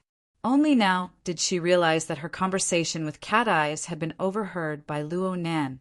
This made her a bit embarrassed, but when she thought about it from the bottom of her heart, she relaxed. She lowered her head, but the corner of her lips perked up. She sighed in self-mockery. If my heart doesn't have a direction, how could I be led by someone? Chapter 6:23. You really know how to make trouble for me. Luo Nen glared at Cat Eyes in a bad mood after Tian Si left the underground laboratory. You should be able to tell that senior sister Tian doesn't have any talent in this area. In order to pacify Tian Si's mood, Luo Nen deliberately sent her to the boundary of the 5th level before walking back. Cat Eyes followed him the entire time, paying no attention to the troublesome situation Tian Si had created. Yeah, I know, but I thought you were in urgent need of experimental materials. Huh. Luo Nan stopped at the corner of the stairwell. He felt that there was a lack of communication between him and Cat Eyes. Didn't you say that you wanted to readjust your sensing mode? That you wanted to do some filtering based on the configuration? Even though I don't really understand, I can clearly see the look in your eyes. Cat Eyes gestured with 2 fingers and jabbed at him. Luo Nan tilted his head back to avoid being blinded by Cat Eyes' sharp fingernails. You must be drunk.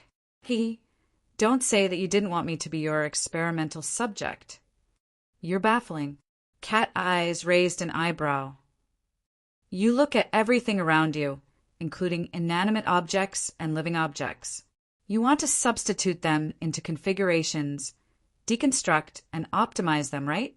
Oh my. Luo Nen blinked. He swallowed back the words roundworm in your stomach and so on. However, his expression revealed his true intentions. Do you really think everyone is blind? Cat Eyes sneered and crooked her finger at him. Let me borrow the work area. What? The work area of your drawing software. Luo Nen didn't understand what Cat Eyes meant, but he did as she said and opened up the interface of the work area. Since he had been conducting a simulation calculation of the external configuration of the blood intent ring not too long ago, the interface stopped at that moment. Cat Eyes didn't want to see this. She bluntly operated in Luo Nan's stead, saving and exiting. She flipped back to the starting interface of the previous level. Right now, a simple logo appeared before the eyes of the two. It could be considered a simple drawing of the structure of the blood intent ring, but it was separated out to highlight the wedge-shaped section inside. There was also a line of words below. The content was very simple. It was written by Luo Nan. Without a configuration, there was no way to stand. Cat Eyes chuckled. What a famous saying. Look at this sentence. You want to use configuration to explain everything, deconstruction and reconstruction, right? Luo Nan coughed. This was the inspiration he obtained from ancient texts. The original words were, if you don't learn poetry, you won't be able to speak. If you don't learn etiquette, you won't be able to stand. This was what Confucius taught his son. He had specially created this interface as a form of motivation for himself. Cat Eyes was quite thoughtful, but her imagination was a bit too big. Don't look at me like that. I'm flustered. Cat Eyes waved her hand. Do you know how much trash we've cleared for you over the past 2 days? Trash? Those tables, chairs, cupboards, and so on that you asked for. Now the 5th floor is almost full. Do you want to go and admire the current state of the experimental subjects? It's pure corruption. Luo Nen tried to explain. I want to understand the spatial concept of configuration through these simple pieces of furniture. After all, the configuration is intuitive, and the space we're in is too empty. If we want to switch, we need to start from the basics. Cat Eyes raised her hands in surrender. Please spare me. It's fine if you go crazy by yourself. Don't drag me into this. You're the one who's going crazy. Luo Nen cursed silently, but it looked like Cat Eyes' temper was greater than his. I just want to say that if you want to be a Frankenstein, you can just say it. Let everyone be prepared. Others treat you as a savior. But the ark you've sat on is actually a man-devouring demon's lair. Luo Nan frowned. What are you talking about? Cat eyes stared at him. The Blood and Tent Ring and the Abyss Region Fortress are your experimental grounds, right? It's a good idea to test your inspiration, but there are practically all the elite ability users of Siacity there. Don't overdo it and capsize the ship. You'll be a sinner for all eternity. Luo Nen didn't get angry. Instead, he spoke with an extremely certain attitude. The plan I'm bringing out is certainly the most mature plan. In fact, the maturity and firmness of the fortress surpass your imagination. A few cheats, whether they succeed or not, will absolutely not shake the foundation. I'm not talking about that. Then what are you talking about? Even though you haven't been playing with that old hoodlum ghost eye for the past 2 days, do you dare to say that your previous practice was purely for the sake of improving and increasing? Even though there was no one else in the stairwell, Cat Eyes still lowered her voice. I don't know about others, but I'm a cat trapped in your cage. I'm choked to the point of nausea from your killing intent. She reached out to press down on Luo Nan's shoulder as she spoke to this point. She moved closer to his ear and said, You're definitely thinking of doing something dangerous, right, Mr. Captain? Are you playing in a play? Luo Nan retorted in a bad mood. He knew that there were some things that he could not hide from Cat Eyes, who was in the same closed system. He didn't bother hiding it either. I have my own considerations. Of course. It's the same for everyone. But can you not be too impatient? I'm impatient. I'm starting from the basic configuration, bit by bit. Of course it's fine if you keep doing this. You see, I'm helping you find experimental materials, right? But the problem is, don't do things the way you did on the night of the 14th again, okay? Luo Nan's words struck him back to the night of the lecture half a month ago. He really did not understand Cat Eyes' meaning. What happened to me on the 14th? Did the lecture bother you? Hee, I hope you're just purely lecturing.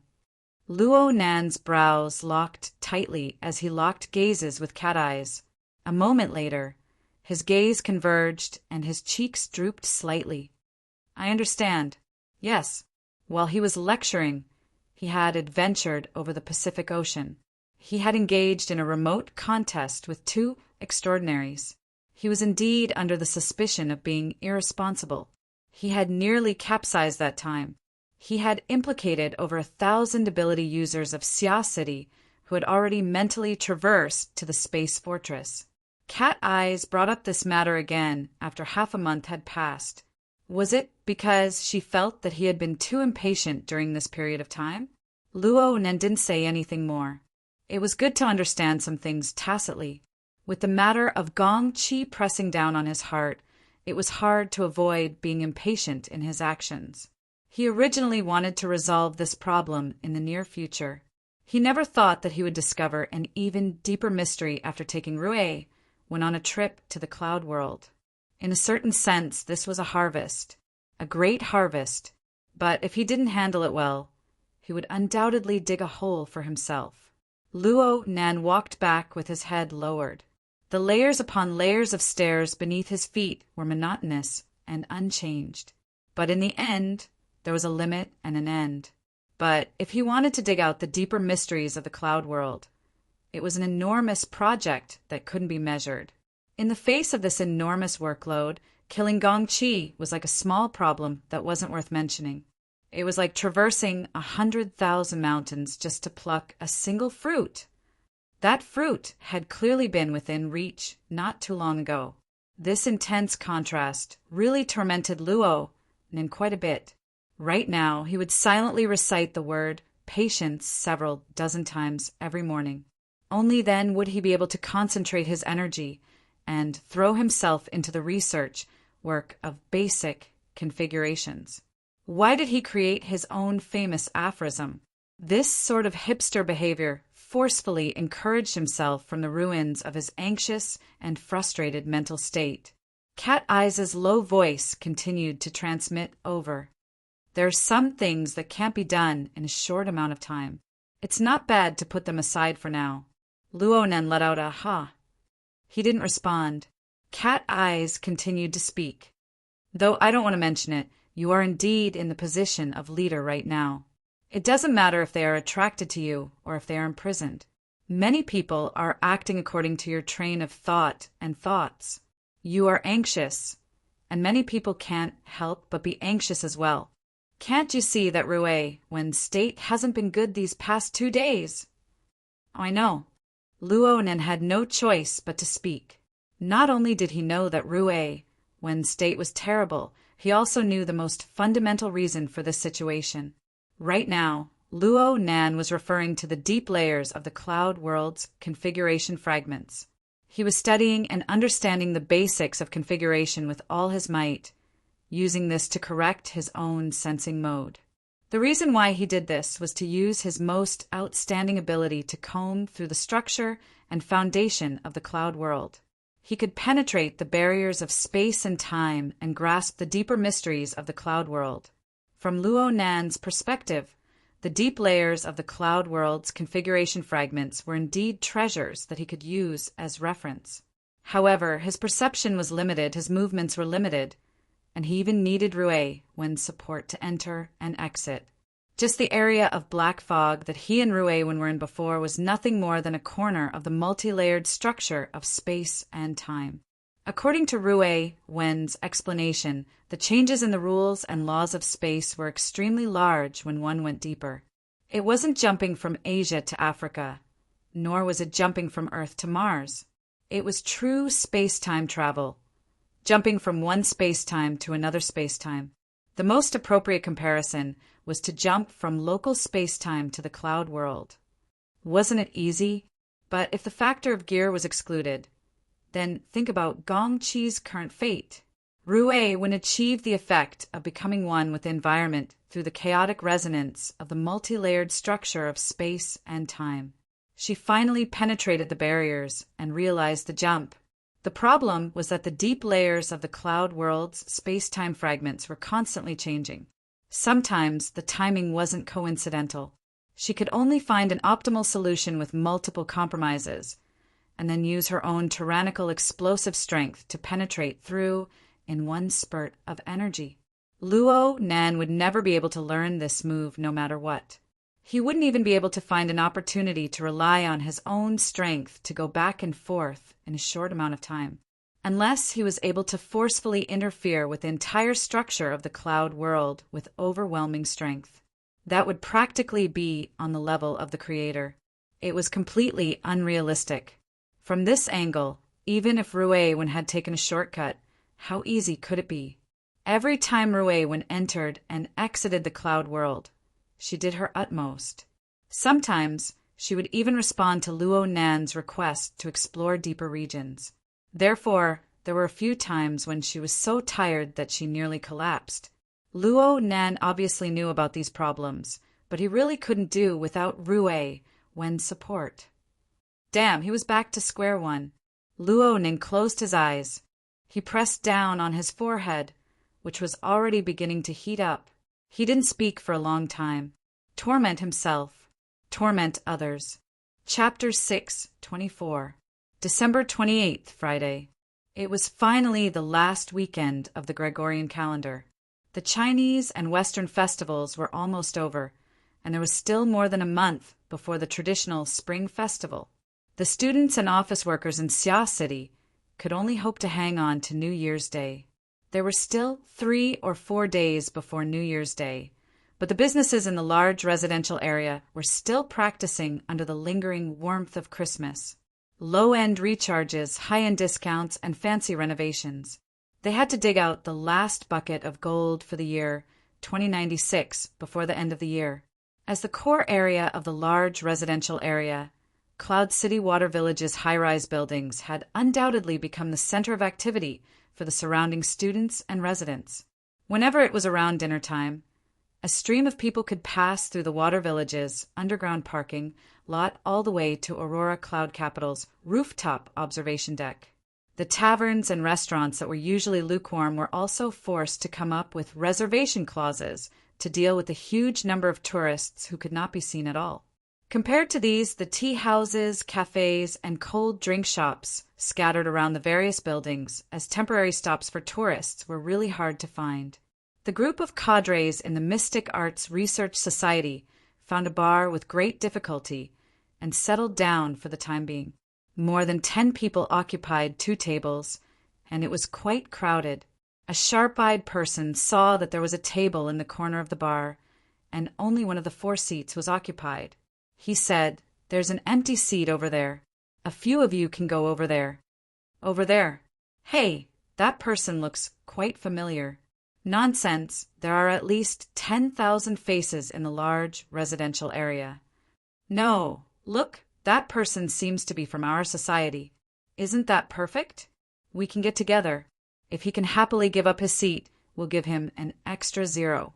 1 credit." As he said this, someone got up and prepared to share a table, but as soon as his but left a seat, he was pulled back by his companion. "Are you stupid?"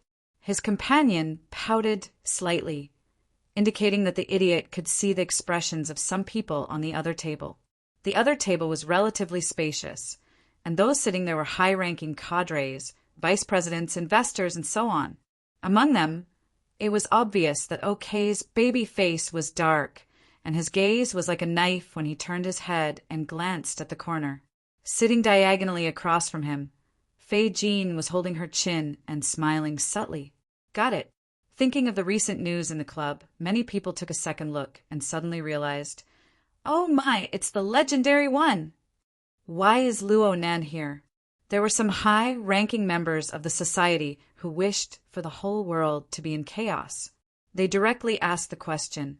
Okay's face turned even darker. Fei Jean was still smiling, but no one really broke the ice. Others might not know, but all of the high-ranking officials on the platform knew the origin of the devil ray in the lake in front of Gear on the North Shore. From beginning to end, no one had ever heard Luo Nan mention this matter. But when the mutant, which was worth 50 to 60 million, was stuffed into the lake as an ornamental fish, this already made clear the hard path and position of that person. Every single one of the society members present had a net worth of hundreds of millions. 50 to 60 million was not a large sum that was worth looking up to, but the reality was right in front of him. He had no ambition for the power of the society at all. He just wanted a laboratory for fun. Who would purposely poke at this guy when they had nothing to do? And so, after a short period of awkwardness, no one brought up the stupid topic of sharing a seat again. They just pretended not to see the person in the corner. The group of people began to order refreshments and drinks. They chatted to pass the time as they waited for the group activity that would soon begin. When they first entered the bar, Fei Jean, well, it should be said that she was possessed. She had already discovered Luo Nan's existence. In addition to the convenience of being a woman, her current position was the best position to observe Luo Nan. She could see Luo Nan in the corner just by raising her eyes, including most of his movements. And it was through Fei Jin's eyes that Lady Halder was able to size up the target she had been pondering for a long time. Lady Halder had adapted to the tool that was Fei Jin these past few days. She was familiar with the structure of Fei Jin's body and soul. She had a general understanding of Fei Jin's social connections. And Luo Nan had been cooped up in the laboratory all this time. It was really a coincidence that they ran into each other today. Coincidence brought opportunity. Lady Halder observed the target in the corner while chatting with a familiar face next to her. She dealt with Yuru. The reason why she was able to do this was because there were 2 or more souls placed within Fei Jin's body. Let's put it this way for now. The Blood Flame Order's seizing secret technique wasn't a direct method of possession. Instead, it was like taming a horse or herding a sheep. It used fear as a rein and despair as a fence to direct the behavior of the original soul, causing it to enter a wonderful, half-drunk, half-awake state. It used the instincts deeply rooted within the body to deal with the majority of daily situations. When a special situation or a problem occurred, it would be forcefully corrected. This method seemed gentle, but in fact it burned vital energy to a great extent. It was extremely ruthless, and it would cause unavoidable harm to the host. Lady Halder didn't take it seriously. In any case, many sided wouldn't let this person live after this. Right now, most of Lady Halder's effective attention was focused on Luo Nan's body. From her point of view, including Yin Lu, who temporarily shared this body, Luo Nan's behavior was very strange. Yin Lu heard the news and joined in at the last minute. She observed for a while, but she couldn't understand Luo Nan at all. Why is he being so picky? The virtual workspace opened up on the table in front of Luo Nan. There were many virtual structures that appeared to be parts, fragments, and even lines and strokes. They were densely packed, with many layers interweaving and even twisting together. Luo Nan was like taking out a ball of thread or picking out a toothpick. He meticulously disassembled them, but sometimes he even added a few strokes. The operation appeared to be quite complex. He should be doing some sort of classification work.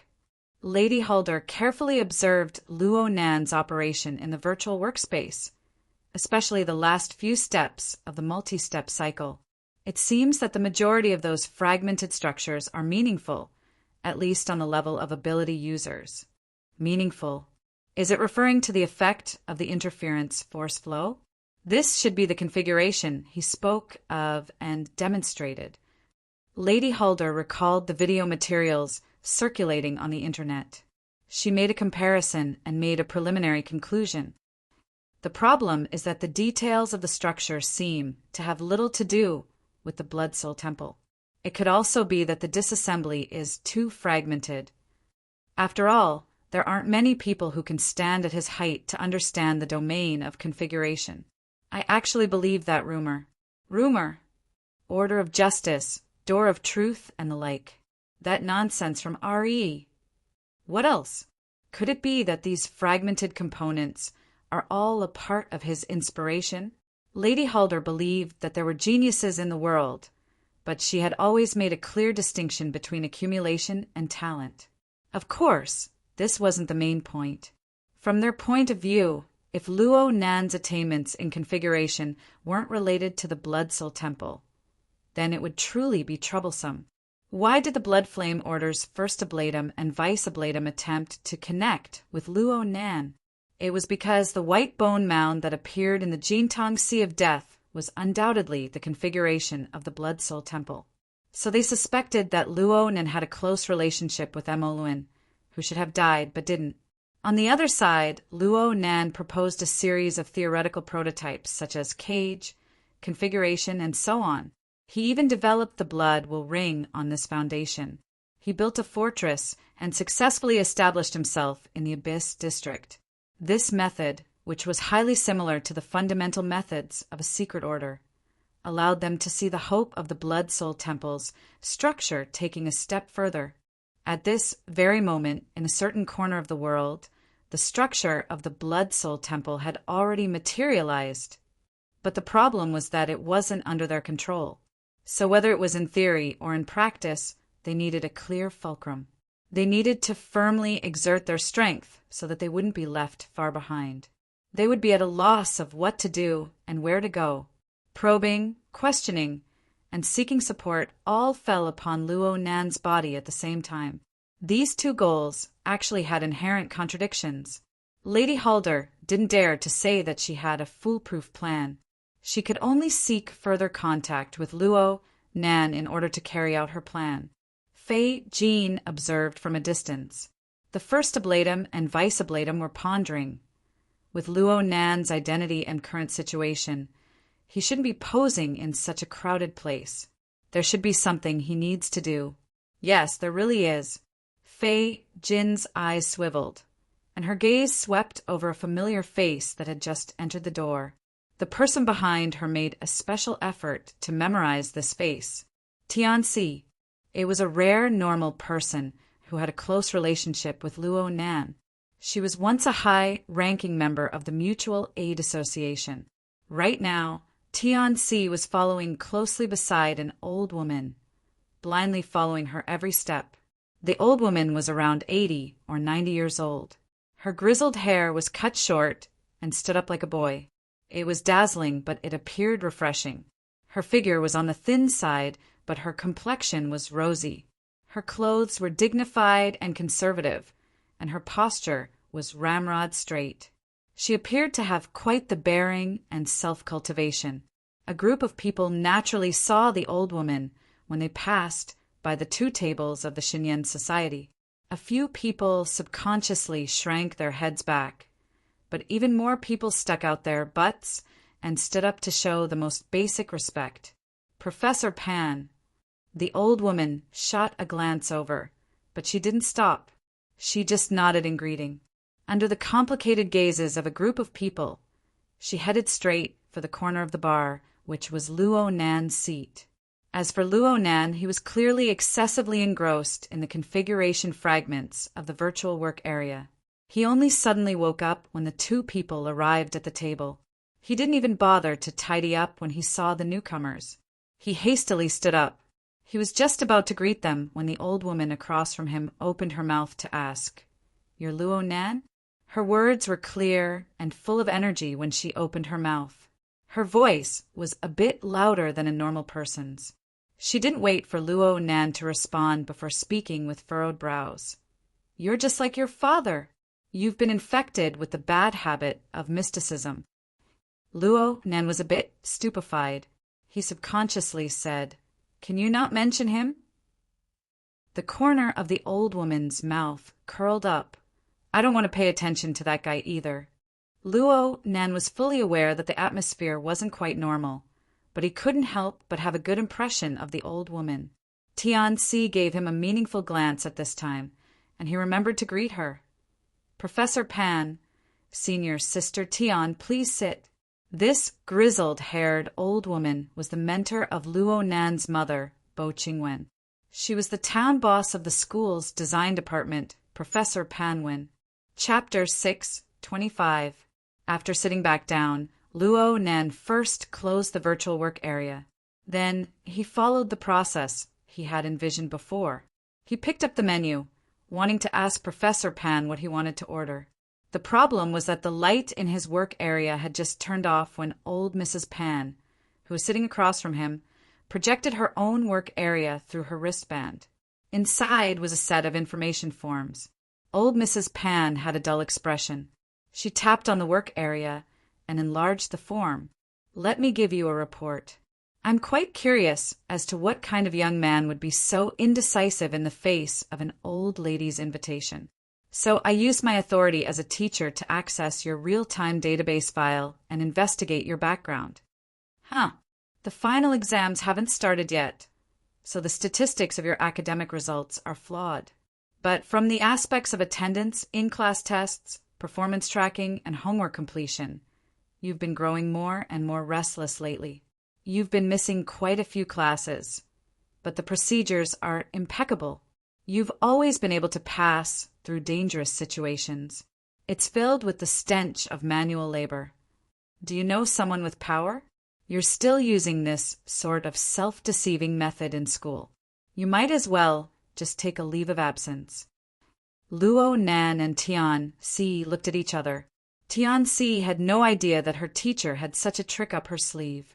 She was in a bit of a predicament for a time. As for Luo Nan, he felt a bit dizzy from being smacked in the head like a brick. It was as if he had been kicked back to his teacher's home visit.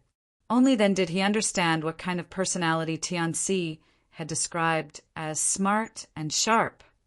Speaking of which, old Mrs. Pan had spoken a bit too deeply with a shallow acquaintance. But Luo Nan couldn't get angry. After all, she was an old lady. She was an elder. She cared about you. He could only rack his brains to think of a way to respond. And at this time, old Mrs. Pan's sharp and strangely clear eyes stared over. "So I have to mention that you and your old man are carved from the same mold. You don't come to school to study, to enrich yourself, and to perfect yourself. You don't do proper things. You go and do irrelevant things. You stir up trouble that you shouldn't get involved in. You also stir up the hearts of innocent girls, and so on." Professor Panwen spoke without thinking, but Tian-Si felt quite awkward listening to him. She braced herself and gave the old lady a bit of a reprieve. As for Luo Nan, his head and face were truly covered in dirt. The situation before his eyes was completely different from what he had expected. He practically didn't even have the chance to open his mouth to speak. It wasn't until Tian-Si gave him another hint that he came to his senses. He didn't care about what other drinks he ordered and poured a cup of tea for the old lady as a sign of respect. This was supposed to be an entry point, but the problem was that the draft he had painstakingly memorized was now useless. He had no idea what to say next. Luo Nan gaped, but all he did was force out with sweat. Tian-Si was worried for him. Just as Luo Nan was about to soothe his cheeks, old Mrs. Pan spun her teacup and raised her chin at Luo Nan. She pointed at the location of the work area. "What are you doing?" Luo Nan let out a long sigh of relief. No matter what, he could finally start a normal conversation. He hurriedly replied, "I'm doing some categorization work."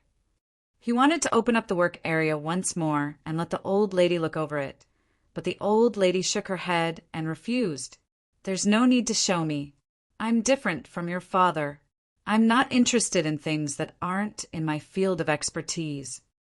Luo Nan was a bit startled, but he finally found an opportunity to cut to the chase. He didn't have the time to think too much and just said, "Professor Pan, my father was annoying back then. Let's not talk about him, okay? Actually, I've always wanted to know what my mother was like back in school. Can you tell me about it?" Professor Pan Wen's expression was calm. He just used his fingers to pinch the handle of his teacup.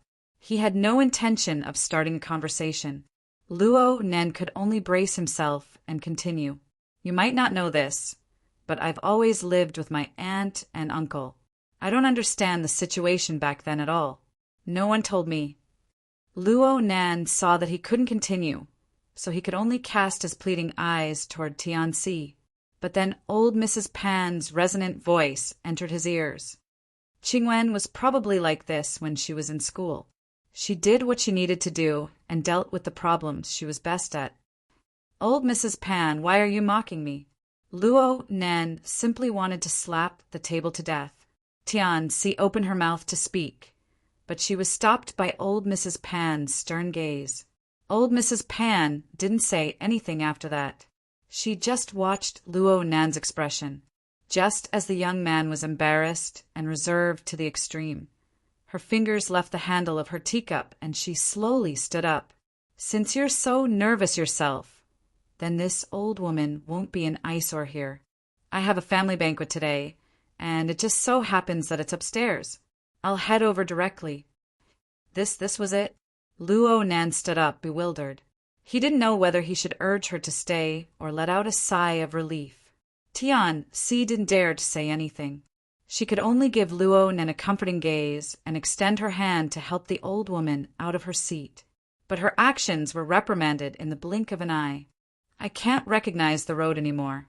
Can't I walk?" This was the first time Tian-Si encountered such a situation ever since she came into contact with Professor Panwen. She was scared stiff on the spot. The two youngsters watched as the old woman moved out of her seat and walked out. They wanted to speak, but they didn't have the courage to do so. Luo Nan could only give Tian-Si a meaningful glance, indicating that she should follow behind to avoid a situation. Tian-Si took a deep breath and calmed herself down a bit. She nodded in understanding. Just as they were exchanging meaningful glances, the old woman in front of them suddenly stood still. She half turned around and said, "Luo Nan." "Right? Huh?" "Yes, Professor Pan." Luo Nan subconsciously straightened his body. Old Mrs. Pan's expression didn't change. She just looked Luo Nan up and down a few times before speaking. "I can only say that your appearance isn't ugly. I heard that your family's conditions aren't that extravagant, and your glib tongue isn't that nimble. Presumably, you don't rely on your face, money, or flowery words to live. Of course, you don't have the temperament of a leader. You have no way of making others bow down to you." Luo Nan was stupefied. He didn't know whether or not he should accept these evaluations. Old Mrs. Pan continued to speak. But even so, you still have Tianxi and a few people to help you. You can even change the school's database. It's impossible to do this just by relying on a person. I think that at the very least, you should be relying on your own ability to make a living. If that's the case, then you're similar to Qingwen. That's good. The old woman suddenly smiled. The wrinkles at the corner of her eyes bloomed, but it was gentle, calm, and peaceful. Then she turned around once more. Her steps were gentle, and she walked against the flow of people as she left, step by step. However, the last 3 words lingered between her lips and teeth, echoing in Luo Nan's ears. Chapter 6:26. The people of the Mystic Research Society were certainly unable to hear the conversation between the old lady and the young man in the corner. However, the odd atmosphere was enough for some people to see some clues. There were professional enthusiasts like OK among the high-level cadres of the Mystic Arts Research Society. There were also gossip lords who were extremely interested in private relationships. What's going on between Old Lady Pan and this Luo guy? Even if a 10th grade kid used his connections, he wouldn't be able to get into the School of Design. Where the hell did you guys do your homework when you were bidding? The designer of North Bank gear is this bro's mother. Looking at the time, he was probably Old Lady Pan's disciple back in the day. Oh, I remember now. A few days ago, Xie Junping chattered on endlessly. I got tired of listening to him, so I automatically blocked it. With this gossip lord mentioning it, it was hard for the 2 platforms to deliberately ignore Luo Nan's existence. The direction of the discussion naturally changed. Luo Nan's name was like a thunderclap piercing the ears of this group of cadres of the Mystic Research Society during this period of time, sealing off the 3rd underground floor, directly confronting Vice President OK, raising a devil ray. These methods simply made it clear that Luo Nan was a big shot. This was a big shot that had appeared out of nowhere. Random people should get out of the way. But this kid clearly didn't even make it to the last bus to join the society. It seemed like his family background wasn't particularly outstanding. Was this gorgeous turn of events meant to harm the eyes of the people of the Mystic Research Society? Such an abrupt turn of events naturally created enough topics of discussion. If one were to dig deeper, there would be enough gossip waiting to be discovered or created. After pondering a few times, someone really did dig out a bit of information. Speaking of which, I've heard this name before. You guys probably won't be able to guess who brought it up. The suspenseful technique was clumsy enough, but the timing was good. Others would pinch their noses and support him. The suspenseful person didn't let the gossip lord enjoy the limelight amidst a bunch of jeers. He successfully attracted a wave of attention. Only then did he reveal the answer. It's our great president. President? Tangy? I just remembered it. That was at the end of September, right? The club's shares hadn't changed yet, so I was in charge of the entrance test for new members. At that time, Senior Sister Tang was pretty much out of the picture and was only a vice president in name. But that day, she specifically came over to greet me, saying that she would take care of Luo Nan during the interview. In the end, Luo Nan didn't come at all. That's why I have such an impression. Hey, what's their relationship? Keeping him in suspense, he said he's my friend's younger brother. Friend? Man on no girlfriend? In any case, there was one point that could be emphasized after a round of discussion. This fellow Luo Nan had helped both inside and outside. Though his background was fuzzy, it could be seen from his performance that he was solid even within the Mystic Arts Research Society, where the 2nd generation gathered. Therefore, if he could avoid provoking them, he would. Professor Pan left her seat at this time. She refused to support her, but Luo Nan and Tianxi still wanted to see her off. The 3 walked past one after another. The 2 tables also shut their mouths. Those who had stood up with their buttocks in the air just now had to do it again, regardless of whether the old lady agreed or not. The 2 tables of the Mystic Research Society finally let out a sigh of relief when the three of them left the water. The topic of conversation became even more open. There were even people who began to feel injustice for okay, it's because of old Xia's nagging and some people's messy help that a lot of things weren't done smoothly during the theme week. Later on, it's like an aquarium. Okay didn't appreciate these remarks at all. His face turned even greener. 8 Trigram Lord had a good relationship with Quebec. He sat next to OK, so he patted OK's arm and comforted him. Don't lower yourself to the level of this idiot. I heard that this bro's mother died early. He lacked love since he was young, so he drew a circle to occupy it like a family dog. He probably thinks that place is his mother's embrace, and he's secretly crying. These words amused quite a few people. Actually, 8 Trigram Lord was a bit afraid of Luo Nan, but he liked to take advantage of people with his glib tongue. He saw Luo Nan leave the room, and he laughed and added, "What do you guys think? From that bro's point of view, if someone were to go in and out of those floors, wouldn't it be the same as... Oh my God!" A cup of half-hot coffee was directly splashed onto 8 Trigram Lord's face. His eyes, nose, and mouth weren't spared. There was also his collar and front lapel. It was truly hot, painful, and embarrassing. At this moment, not to mention the 2 nearby tables, even the surrounding area was stunned by the sudden change in the situation. The water bar actually went silent for half a second. "Fei Jean, are you King sick?" 8 Trigram Lord suddenly jumped 3 feet into the air. There was still coffee dripping down from his eyelashes. He had to wipe his hands, but his hands were spread apart. He looked like a duck that had been doused in boiling water. As for Fei Jean, the instigator of all this, she slowly put down her murder weapon. She had an elegant demeanor and responded with a faint smile. "I saved your life. No need to thank me." 8 Trigram Lord's mind exploded. "You King. Old Chow. Go wash up first." Only then did someone come to their senses. They hurriedly stood up to stop the fight. No matter who was right or wrong, they had to first persuade them to leave. This was to avoid making an even bigger joke in public. 8 Trigram Lord's brain was basically muddled right now, but he was still subconsciously afraid of Fei Jean. He was pulled away by the people around him, and he subconsciously stepped down from the slope. He walked out of his seat while cursing and waving away the support of others. He also tried his best to block out the strange gazes of the people around him as he walked to the bathroom. But before he could take 2 steps, someone passed by in front of him, blocking his path. He raised his head and saw Luo Nan's young and inexperienced face. "He's back?" 8 Trigram Lord and Luo Nan looked face to face.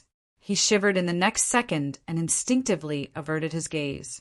It was also at this moment that cold air clearly grew in his cranial cavity. Even his brain juice was about to freeze. "He wants to kill me." An inexplicable thought popped out and pounded on his heart. Actually, Luo Nan didn't move at all. He just crossed paths with 8 Trigram Lord. 8 Trigram Lord's mind was in a mess. He simply didn't notice the multifunctional robot in front of him that was delivering refreshments. He just bumped into it and flipped the tray over. He even had to drink the boiling hot coffee. He screamed miserably and lost his balance. His face fell to the ground, bringing about another wave of chaos. 8 Trigram Lord's miserable state was right in front of them, but the 2 tables of the Mystical Research Society weren't able to react in time. The reason was very simple.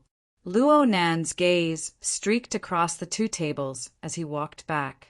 The cold air seemed to be able to completely freeze the hot drinks on the 2 tables. Of course, the people's reactions and courage were frozen as well. Only when Luo Nan and Tianxi sat back down did someone from the Mystical Research Society get up to check on 8 Trigram Lord's situation. They helped him clean up and treat him. The others looked at each other in dismay. A few high-ranking officers finally reacted. They lowered their voices to the lowest level. "That person seems to be from the circle?" "Huh." He's the government, the military, or a special person from the Starry Sky Club. I'm C. Oh, no wonder. Why don't we leave? It's too obvious. After all, the Mystic Arts Research Society was considered a professional hobbyist organization. Plus, they were situated in a high-ranking domain with social authority. They had some understanding and contact with some half-true and half-false channels and circles. They soon discovered the mistake in the topic of discussion just now. There was nothing wrong with people with simple backgrounds. There was nothing wrong with people with simple abilities. However, it was very hard to deal with people with both backgrounds and abilities. This was especially true for these freaks who possessed some sort of super-social attribute. Maybe I should hire a bodyguard in a related field. Hee, a lackey who wears an exoskeleton armor every day? In the short term, it won't just be through the channels of the military. The problem is that we don't have any right now, okay? The group of high-ranking officers were undoubtedly in a difficult position. Only Fei Jean had a smile on her face from beginning to end. It was as if she hadn't been the one splashing that person's face just now. Many of her companions had no choice but to admire her information channels and decisiveness from such an enigmatic attitude. Some people tried to get some clues, but Fei Jean didn't refuse. She casually chatted awkwardly with this group of people. Her main focus was still on Luo Nan. She watched as Luo Nan and Tian Si sat back in the corner and conversed in low voices. She was thankful for gossip Lord Stupidity. When Luo Nan's ice-cold gaze swept past earlier, it was only when he looked at her that his gaze softened. This was a good start. However, the controller behind Fei Jean didn't have any intentions of striking while the iron was hot. She paid close attention to the various details in the corner with interest. She combined it with the harvests from her previous observations and gradually came up with a basic train of thought. Inlu, boss. I remember that Multifaceted sent out an intelligence topic a few days ago.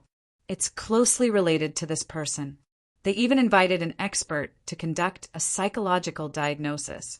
The name should be Persona. Ian Lee's memory was trustworthy. Yes, a persona. Mrs. Halder smiled. That's just a half-finished product, and the fee is so expensive. However, it's worth it now. Bring me that intelligence report. If everything goes smoothly, we'll know how to communicate with this person. The first and deputy ablatums of the Blood Flame Order were in a temporary foothold in Xia City. It was very easy for them to search through the information. They soon found the intelligence report that was being paid for. This intelligence report was more or less a summary.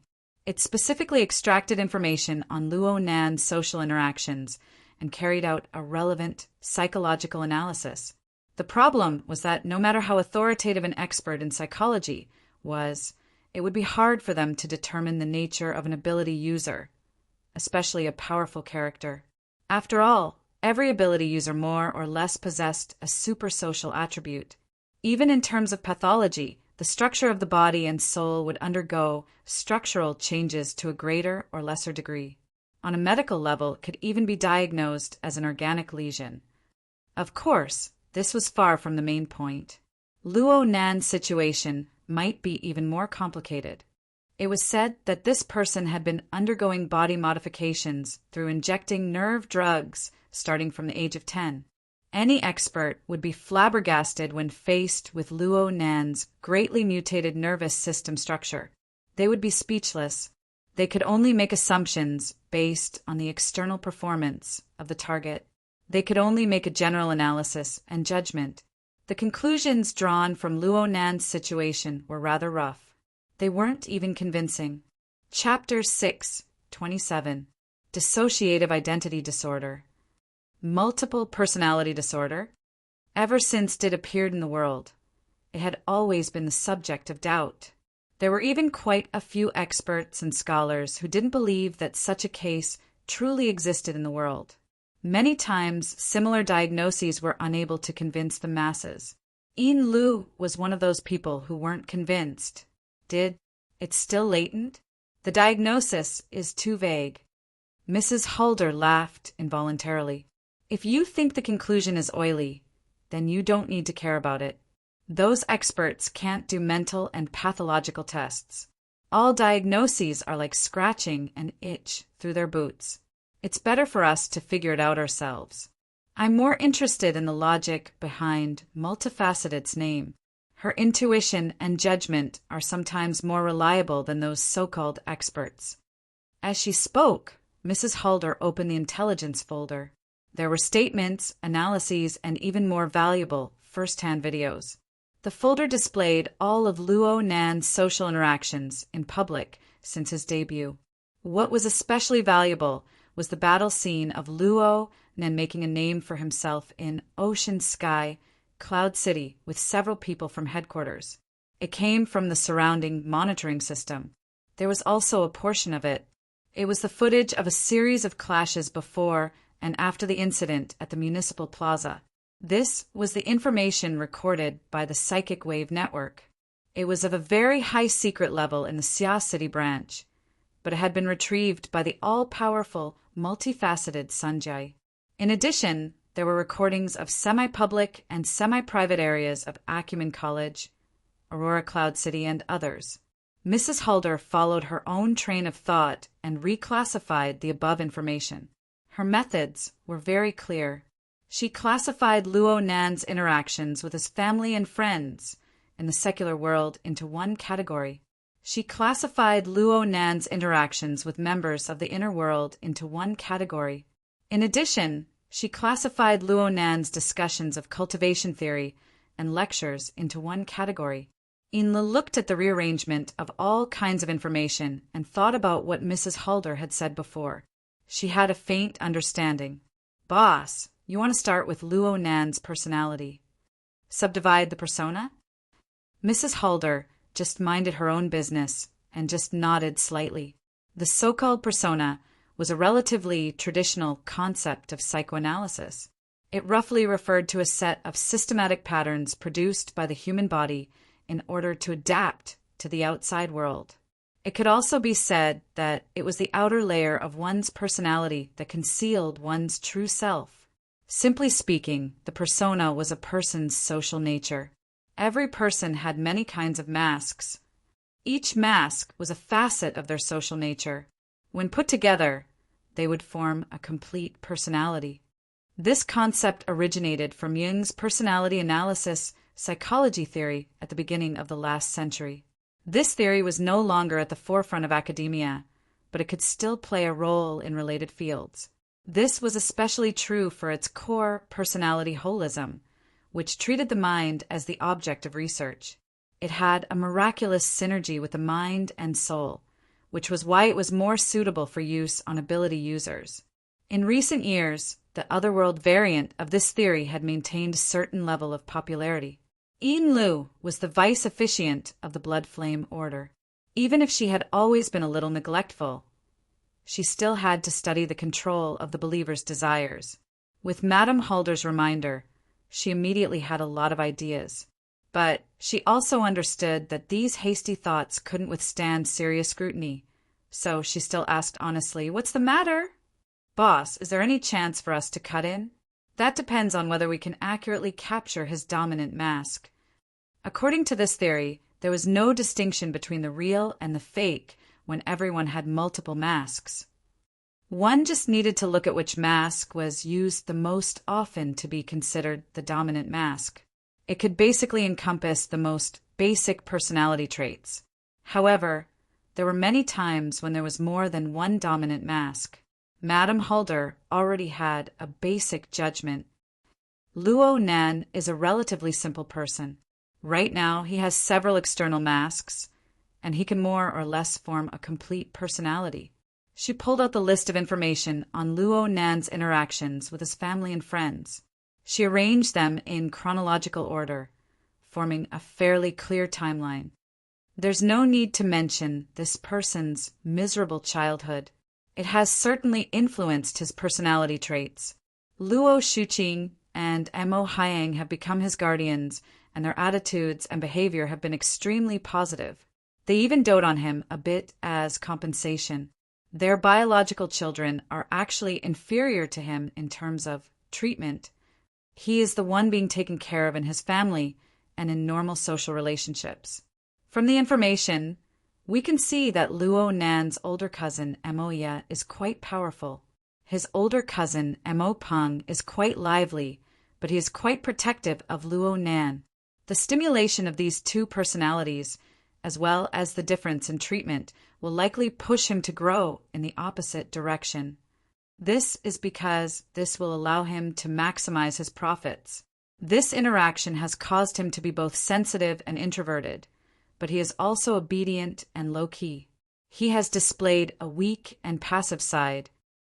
Yin Lu concluded in a low voice. The weaker he is, the more he is favored. Of course, this wasn't the result of Luo Nan taking the initiative to exert his strength. Instead, it was the long-term effects of his unconscious infiltration. Yes, this is Luo Nan's mask of weakness. It is the mode of communication he is most accustomed to using over the years. Then this is one of his dominant masks. Madame Halder didn't directly confirm this. Instead, she interrupted her analysis and observed Luo Nan's corner through Fei Jin's eyes. At this time, Luo Nan was conversing with Tian Si in the corner. Madame Halder and Yin Le didn't use any supernatural methods due to their fear of this master of perception. They just used their professional lip-reading abilities to guess the conversation between the two. The subject of the conversation was still Professor Panwin. The old woman's sharp personality and attitude, as well as her intense mood swings, made Luo Nan a bit unsure. His mind was in a mess. Most of the time, it was Tian Si who comforted him. This was probably Luo Nan's behavior under the guidance of the mask of weakness. It could be seen that Tian Si wasn't quite used to it. She most likely never expected that she would use this sort of position to communicate with Luo Nan. She was facing a weak, unconfident, and even sentimental little Shota. This gave her quite a bit of trouble, as she wholeheartedly hoped to hug his thigh. Even Yin Le felt a bit strange, let alone Tian Si. This was completely incompatible with Professor Luo, who was currently at the peak of his power. Fortunately, her train of thought grew clearer. Though I don't approve of the diagnosis of latent id from the relevant data, the separateness and contradiction of his mask of weakness are quite obvious. In contrast to the mask of weakness, there must be a mask of strength that possesses a dominant strength. Madame Halder simply said, "You analyze it." This, Yin Le hesitated a bit. She simply took Madame Halder's preliminary categorization of the data. She copied Madame Halder and pulled out the records of Luo Nan's official contact with the inner world. She sorted them by time and sorted them out. Looking at the formation mechanism of the mask of weakness, there are two types: imitation and practical application. I feel that, aside from the bits and pieces he learned from his family and friends, the greatest source of his paradigm and practical environment can only come from the inner world. Yin Le paused for a bit and stole a glance at her boss's expression. Only then did she continue to make inferences. From the relevant intelligence, Luo Nan was suddenly pushed into a high-danger level event. There was practically no buffer at all, and the intensity was extremely shocking. Luo Nan witnessed many casualties and unforeseen events with a human-faced arachnid. Then, it was said that he directly participated in the underground fighting arena incident. He followed it from start to finish, and it involved high-intensity confrontations. The Frost River reality incident on Fudong Avenue involved high-intensity confrontations, large-scale killings, and he was heavily injured. Then there was Ocean Sky Cloud City. He directly killed people, and he killed 4 people at once. Then there was the series of conflicts in the municipal plaza, extraordinary level attacks and defenses, the 2000ths of a young lady incident. Let's not even talk about it. From this series of events, we can see the ecology of the inner world in Luo Nan's eyes. Of course, he personally experienced it. It was a continuous, intense, and high-intensity conflict. There was no lack of paradigms and environments. Luo Nan himself had the corresponding talent and ability. He quickly formed a direct, unyielding, and cruel mask of strength. It was reasonable. Mrs. Halder's expression didn't change. She asked without thinking, and then the mask of weakness that has always occupied a dominant position for over a decade was far too different from the mask of strength that had just been formed. It led to separation and conflict. Halfway through her words, Ian Lee's gaze swept across the information that had basically been categorized. However, there were clearly 3 groups of information. She suddenly became speechless. Halder didn't reprimand, nor did he give any pointers. He continued to do the finishing work of categorizing the information. Instead, there were some changes in the corner where Luo Nan was located several dozen kilometers away. Tianxi's face revealed an astonished expression. She hesitated for a moment before getting up and sitting next to Luo Nan. The two of them leaned against each other, looking quite intimate. Some people subconsciously curled their lips at the 2 tables of the Mystic Arts Research Society, but no one dared to open their mouths to say anything. Let's turn back time to half a minute ago. Tianxi had been struggling with Luo Nan's weak and wavering emotions ever since she returned to her seat. No matter how hard she tried, she found it hard to find the cold and callous element of subsonic life taking control of the demon from this youth. However, there was a very subtle sensation. A corner of her heart churned as she looked at Luo Nan like this. Just when she thought that the time they spent together tonight was about to be exhausted by this bizarre scene, Luo Nan's wristband vibrated. Ding dong. A message entered Luo Nan's private mailbox. It was a notification. Luo Nan was stunned. His main communication tools were the Hexa ear and his wristband. He mainly used instant messaging and messages. He would occasionally use the cloud space. This mailbox was only used for identity registration. It was practically in a half-abandoned state. Why would someone send him a message? He lowered his head, and the wristband's intelligence captured the corresponding stimulus. A virtual interface popped up, highlighting the title and sender of the message. The title of the message was the default no topic. But under the rules of social authority, all formal communication on the internet required real name authentication. So Luo Nan saw a name that he could intuitively perceive. Chapter 628. This is Professor Pan's email number. Luo Nan was greatly surprised. Tianxi tilted her head to size it up. She confirmed, that's right. This is Professor Pan's private email. She set up her own server. I still remember the domain name. The content of the email was just a link. Luo Nan clicked on it without hesitation. The link led to a cloud space. Encryption measures were set up here. It was a privilege encryption. Only visitors allowed by the owner of the cloud space could enter with their ID. Luo Nan didn't pay much attention to the encryption method. He cut into the interface, and his gaze fell on the highest folder in the cloud space. His gaze was a bit blank. The only folder that could be displayed was named Applied Research on the Coupled Design of Modern Architecture, Draft. Luo Nan clicked on the folder 2 seconds later, and a message appeared. The target folder was approximately 4 petabytes in size. There were several folders and files inside. This storage number wasn't large, but it wasn't small either.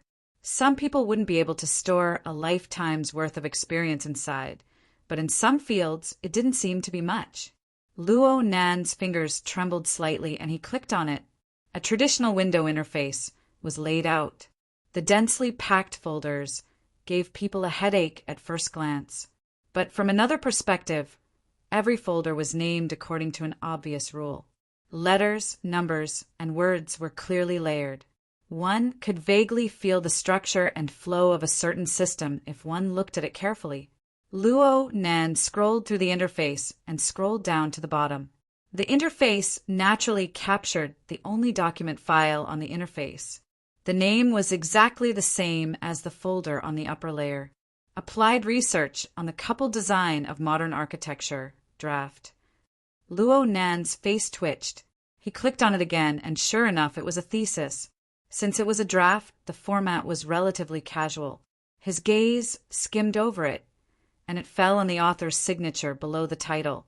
It was impossible for him to overlook it, and it was impossible for him to forget it.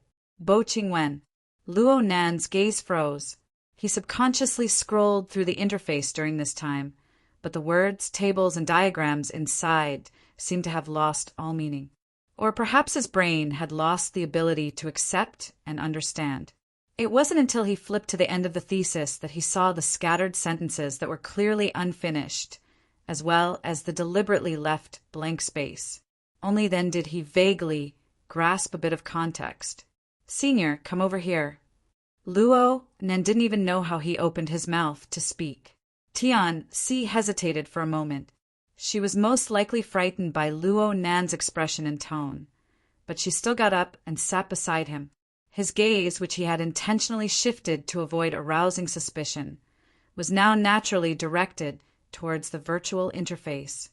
At this time, Luo Nan had already brought the interface back to the first page of the article, revealing the title and author. When Tian Si saw these, she also jumped in fright and almost cried out. "Yes, senior sister, my mind is in a mess now, and I can't remember clearly. You've checked the relevant information. Is this one among my mother's published papers?" Tian Si immediately replied, "No, definitely not." "Really?" Luo Nan grinned. "This gift from Professor Pan is really—" His fingers unconsciously slid across the screen, and the interface also scrolled up and down. Beside him, Tian Si said, "Junior, look at this table of contents. It doesn't look like a thesis, but more like a book, an academic monograph." Luo Nan was a bit startled. He followed the direction of Tian Si's finger and looked. Then he immediately switched to the folder interface. But there were at least 100 folders of the same level. It was impossible to count them all at once. He decided to open up the system and look at the attributes. With just one glance, he had an idea. As expected, there are more than 4,000 folders of different levels and more than 100,000 documents. If they are all reference materials for the thesis, it would be too exaggerated. But if it's a book, then it seems like it has just begun. He looked at the last edited date. It was actually May 2080, a little over a month before he was born. Luo Nan estimated that his mother should be in the wilderness at that time. No, it was also possible that Professor Pan had started writing. Luo Nan's mind was in a mess. Right now, it really wasn't suitable for him to do more complex analysis. He could only forcefully turn his gaze away. And at this time, he saw new information on the side of the system interface. It was the list of visitors who had access to the cloud space. Of course, Luo Nan was on the list, and there were only 3 people who had access to the cloud space. One of them was Professor Panwin. Right now, he was displayed as logged in. As for the other 2 gray names, Bo Qingwen, Luo Zhonghen, the interface suddenly closed. This was done by Luo Nan. This was because he might not be able to control his emotions in another half a second. In fact, at this moment, the tea on the table was already rippling. "Let's go." Luo Nan didn't dare to sit any longer. He got up in a bit of a hurry, raised his head, and took a deep breath. Beside him, Tian Si got up to make way. She asked, "Let's go." Luo Nan didn't say anything. He walked straight out, and Tian Si hurried to keep up. The 2 left the water bar with quick steps, causing the group of people from the Mystic Arts Research Society to let out sighs of relief. Previously, whether they should stay or leave had already made them very conflicted. Fortunately, after passionate love and intimate contact, they left first. Someone mumbled, "He's definitely going to vent. Shut up!" Shouts rang out in unison, forcefully suppressing this idiot who didn't know the difference between life and death. Fei Jean watched with a smile. She didn't react. But 2 minutes later, she found a random reason and took her leave, separating from this group of people. She didn't care about the discussions of the people behind her. She didn't plan on wasting time in Ocean Sky Cloud City, so she went straight back. With Luo Nan's situation, it was impossible for him to stay too long in this crowded area. Otherwise, the security personnel by his side would probably go crazy. Right now, there were two possibilities. One was to go home. The other was to return to gear on the north bank. With Fei Jin's status, she could only choose the latter. She took the elevator to the third floor underground and prepared to take the short tram back to school. But just as she squeezed out of the elevator with a stream of people, her mind suddenly stirred. She raised her head and saw Luo Nan's figure standing in the corner up ahead. He seemed to be talking to someone. Tian Si stood to the side, quite a distance away. She even turned her face away a bit unnaturally. Clearly, she hadn't blended in with the conversation. Her role was quite awkward. As for the person talking to Luo Nan, he was leaning against the wall. From Fei Jin's angle, only half of his brightly colored sportswear could be seen. He looked very young. The two controllers behind Fei Jin did not expect this to happen. This was indeed a chance encounter. But if it wasn't handled well, it would be no different from being followed in the eyes of Luo Nan, a master of perception. Luckily, Fei Jin's main controller was rich in experience. She didn't change the frequency of her steps. She continued to walk forward, and she even called out a greeting when she got closer. As expected, Luo Nan turned his head to glance at her. His face was expressionless, but Tian Si next to him turned her head. She was a bit surprised. Tian Si's actions made the person on the other side of the corner lean over in curiosity. He whistled and said, "Another beauty. Your talent in this area isn't bad." His lively and frivolous reaction was indeed that of a young man. But at this moment, the two first ablatums, who were several dozen kilometers away, were the ones who were shocked. "Tian Bang!" Yin Lu cried out involuntarily. She was shocked, but there was also loathing and hatred. That's right. The person in the corner was Tian Bang, who had made a name for himself some time ago. This burner, known as the #1 person beneath extraordinaries, was dressed in overly gaudy casual sports attire. He was like a Chinibi youth who couldn't keep up with the trends. But it was this person who had stepped on Emo Luin and the Blood Flame Order and leaped up to stand at the center of the world stage. He was the mortal enemy of the Blood Flame Order. This was without a doubt. Such a mortal enemy had suddenly appeared before their eyes. Moreover, he was conversing intimately with another important target. What in the world was going on? The two controllers could not help but have similar thoughts in their minds. And at the scene, Fei Jin's footsteps stopped for a moment. Her gaze swept past Tian Bang's face. Her eyes were mixed with a series of micro-expressions of curiosity, astonishment, and realization. In the end, her focus returned to Luo Nan, Junior's friend. "I won't disturb you any longer. You guys chat." Fei Jin smiled as she spoke. She gave a slight bow and walked a few steps to the side. She turned her head in a very natural manner and sized up Tian Bang with a few glances. Then she turned her head and left.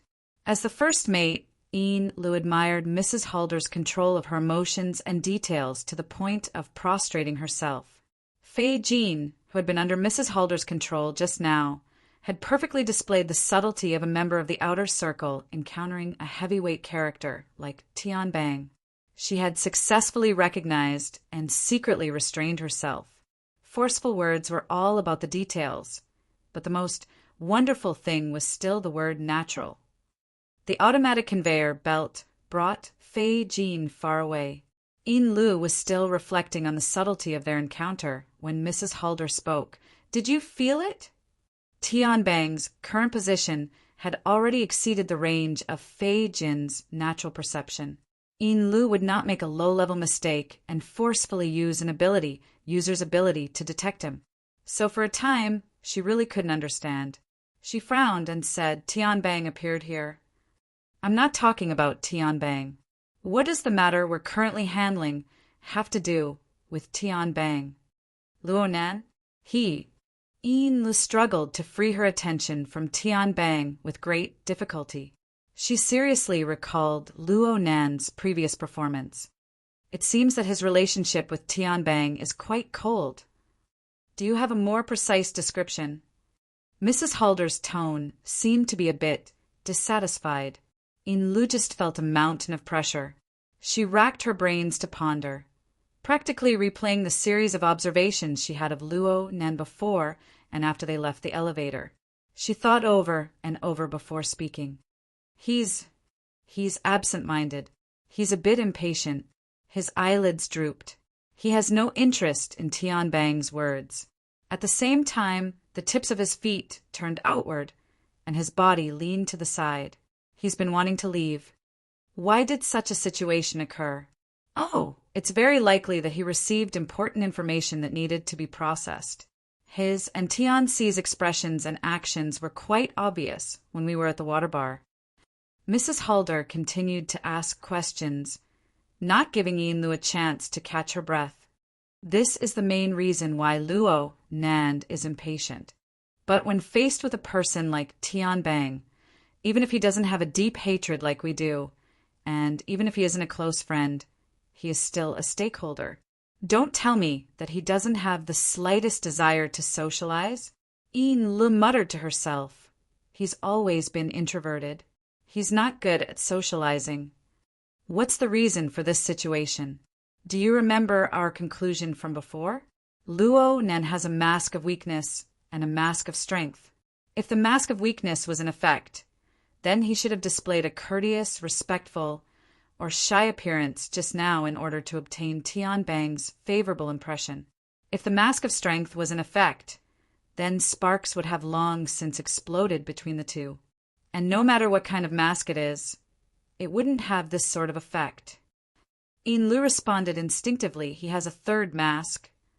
Chapter 6, 29. Fei Jin had already boarded the streetcar heading to Acumen College. Luo Nan had been delayed by Tianbang, so he had most likely missed this train. The two controllers didn't feel that this was a pity. This sort of chance encounter was not worth it, especially since Luo Nan was at the most critical moment of his mental analysis. The Blood Flame Order's base in Xia City quieted down as well. Mrs. Halder had roughly finished categorizing the intelligence data and was put together for the final time. She pulled out the third set of data that had never been put to use before.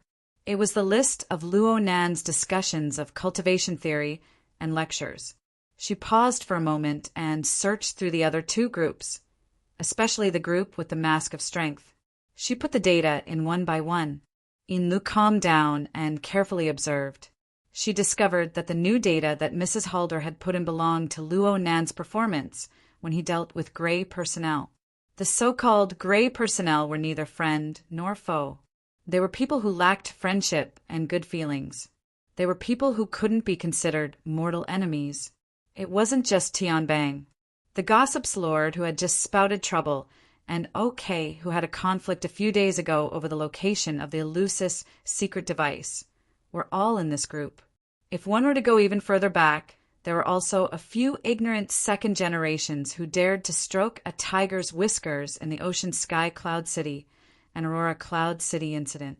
There were also a few people from the management company in the Municipal Plaza incident. There were also a few people from the outer circle, represented by Hidonglu, who were neither friendly nor aloof. Right now, Lu didn't need Mrs. Halder's guidance. Her mind was like a movie. She sorted through the data, and a certain impression formed. She opened her mouth, wanting to speak, but she forcefully restrained herself. If you want to say it, then say it. Mrs. Halder's keen insight was displayed in full force at this moment. Lu adjusted her breathing and said softly, I believe that Luo Nan is very distant from these people. Yes, distant.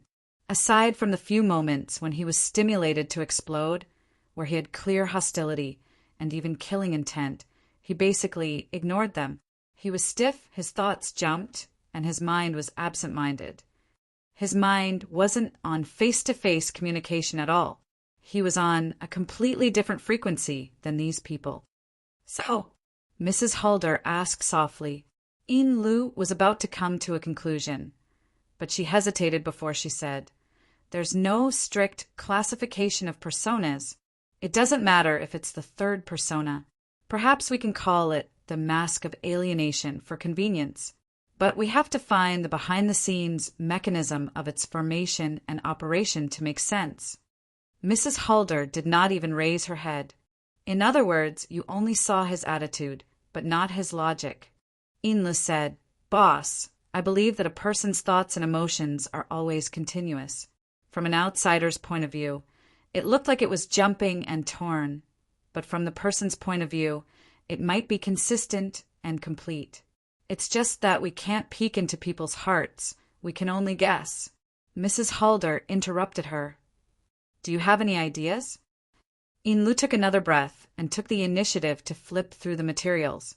She spent a few minutes and found two rather special examples in the third type of materials. During the Ocean Sky Cloud City incident, Luo Nan, Black Beetle, Puppeteer, Snake Tongue, and the others had a relatively long exchange during the deadlock stage. The contents were all related to formatting theory, such as order frames, gear coupling, and so on.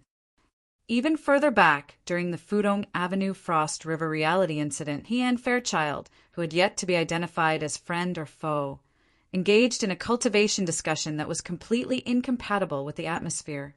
And when I looked through the communication records of the time, Luo Nan had an argument with the support personnel of the Xia City branch. The logic was disjointed, making communication difficult. Of course, there were elements of formatting theory interspersed within. That's right. Inla clenched her fists as she let out a low cry. She was a bit annoyed, but she was even more excited. Actually, Mrs. Halder had long ago categorized all of this information. It was the same as giving her the most clear guidance. When the frequency was in sync, her train of thought naturally connected and flowed smoothly. I overlooked one point before. Formatting theory. This was the foundation of Luo Nan's existence. It was the foundation that separated him from external social relations. It was the foundation that was truly internalized. And the process of internalizing formatting theory should be the core element that influenced the composition of his personality. Then, I must start from the interaction between him and formatting theory. Yes, it can't be pure theory. There is also the enormous social and interpersonal pressure associated with it. Mrs. Halder's expression did not change. Her fingertips moved forward through a series of documents, finally stopping at a certain node. Luo Nan's formal contact with formatting theory should have been over 5 years ago. He was 10 years old at the time, a 10-year-old child with no foundation, no investment, no support, yet he resisted the enormous pressure to learn and inherit his grandfather's theory and grudges. There should be a sufficiently powerful motivation, right? Inla didn't hesitate to respond. His family changed greatly when he was young. His grandfather, father, mother, and practically all of his immediate family members were caught in the maelstrom of formatting theory. They were even annihilated. This stimulation was enough. You just mentioned the interaction. Formatting theory has the value of allowing him to continue researching it in depth. Also, there is the effect of empathy. Through research, he can converse with his relatives and elders. This is an extremely important psychological compensation. Of course, it is also a driving force. Mrs. Halder raised an eyebrow. So we need to consider what he has experienced in this series of processes. We need to consider what he has obtained. I remember that before Luo Nan made his debut, his results were a series of neurological drugs. How did he obtain them? Inla closed her eyes slightly. She put herself in Luo Nan's shoes and thought for a moment. She answered her own question. I heard that Luo Nan didn't have the conditions to test drugs. He could only use himself as a test subject. Of course, this process was filled with endless failures. It was extremely dangerous. He even struggled on the line between life and death. There was certainly anxiety, panic, self-doubt, and so on during this process. There were enormous sources of negative emotions. Mrs. Halder's voice entered her ears. But he has walked all the way to where he is now.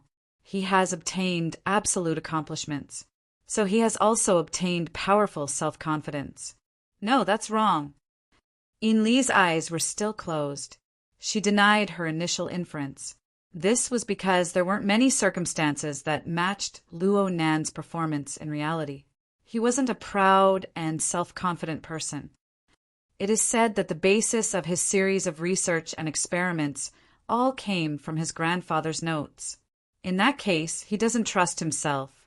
He trusts his grandfather's theory, formatting theory. Yin Lu suddenly opened her eyes. That's right. From Luo Nan's perspective, researching formatting theory is tantamount to having an endless conversation with formatting theory. He is endlessly receiving the guidance of his grandfather. He is endlessly overcoming challenges, obtaining sufficient positive feedback from them, and he continues to strengthen his confidence and dedication towards this theory.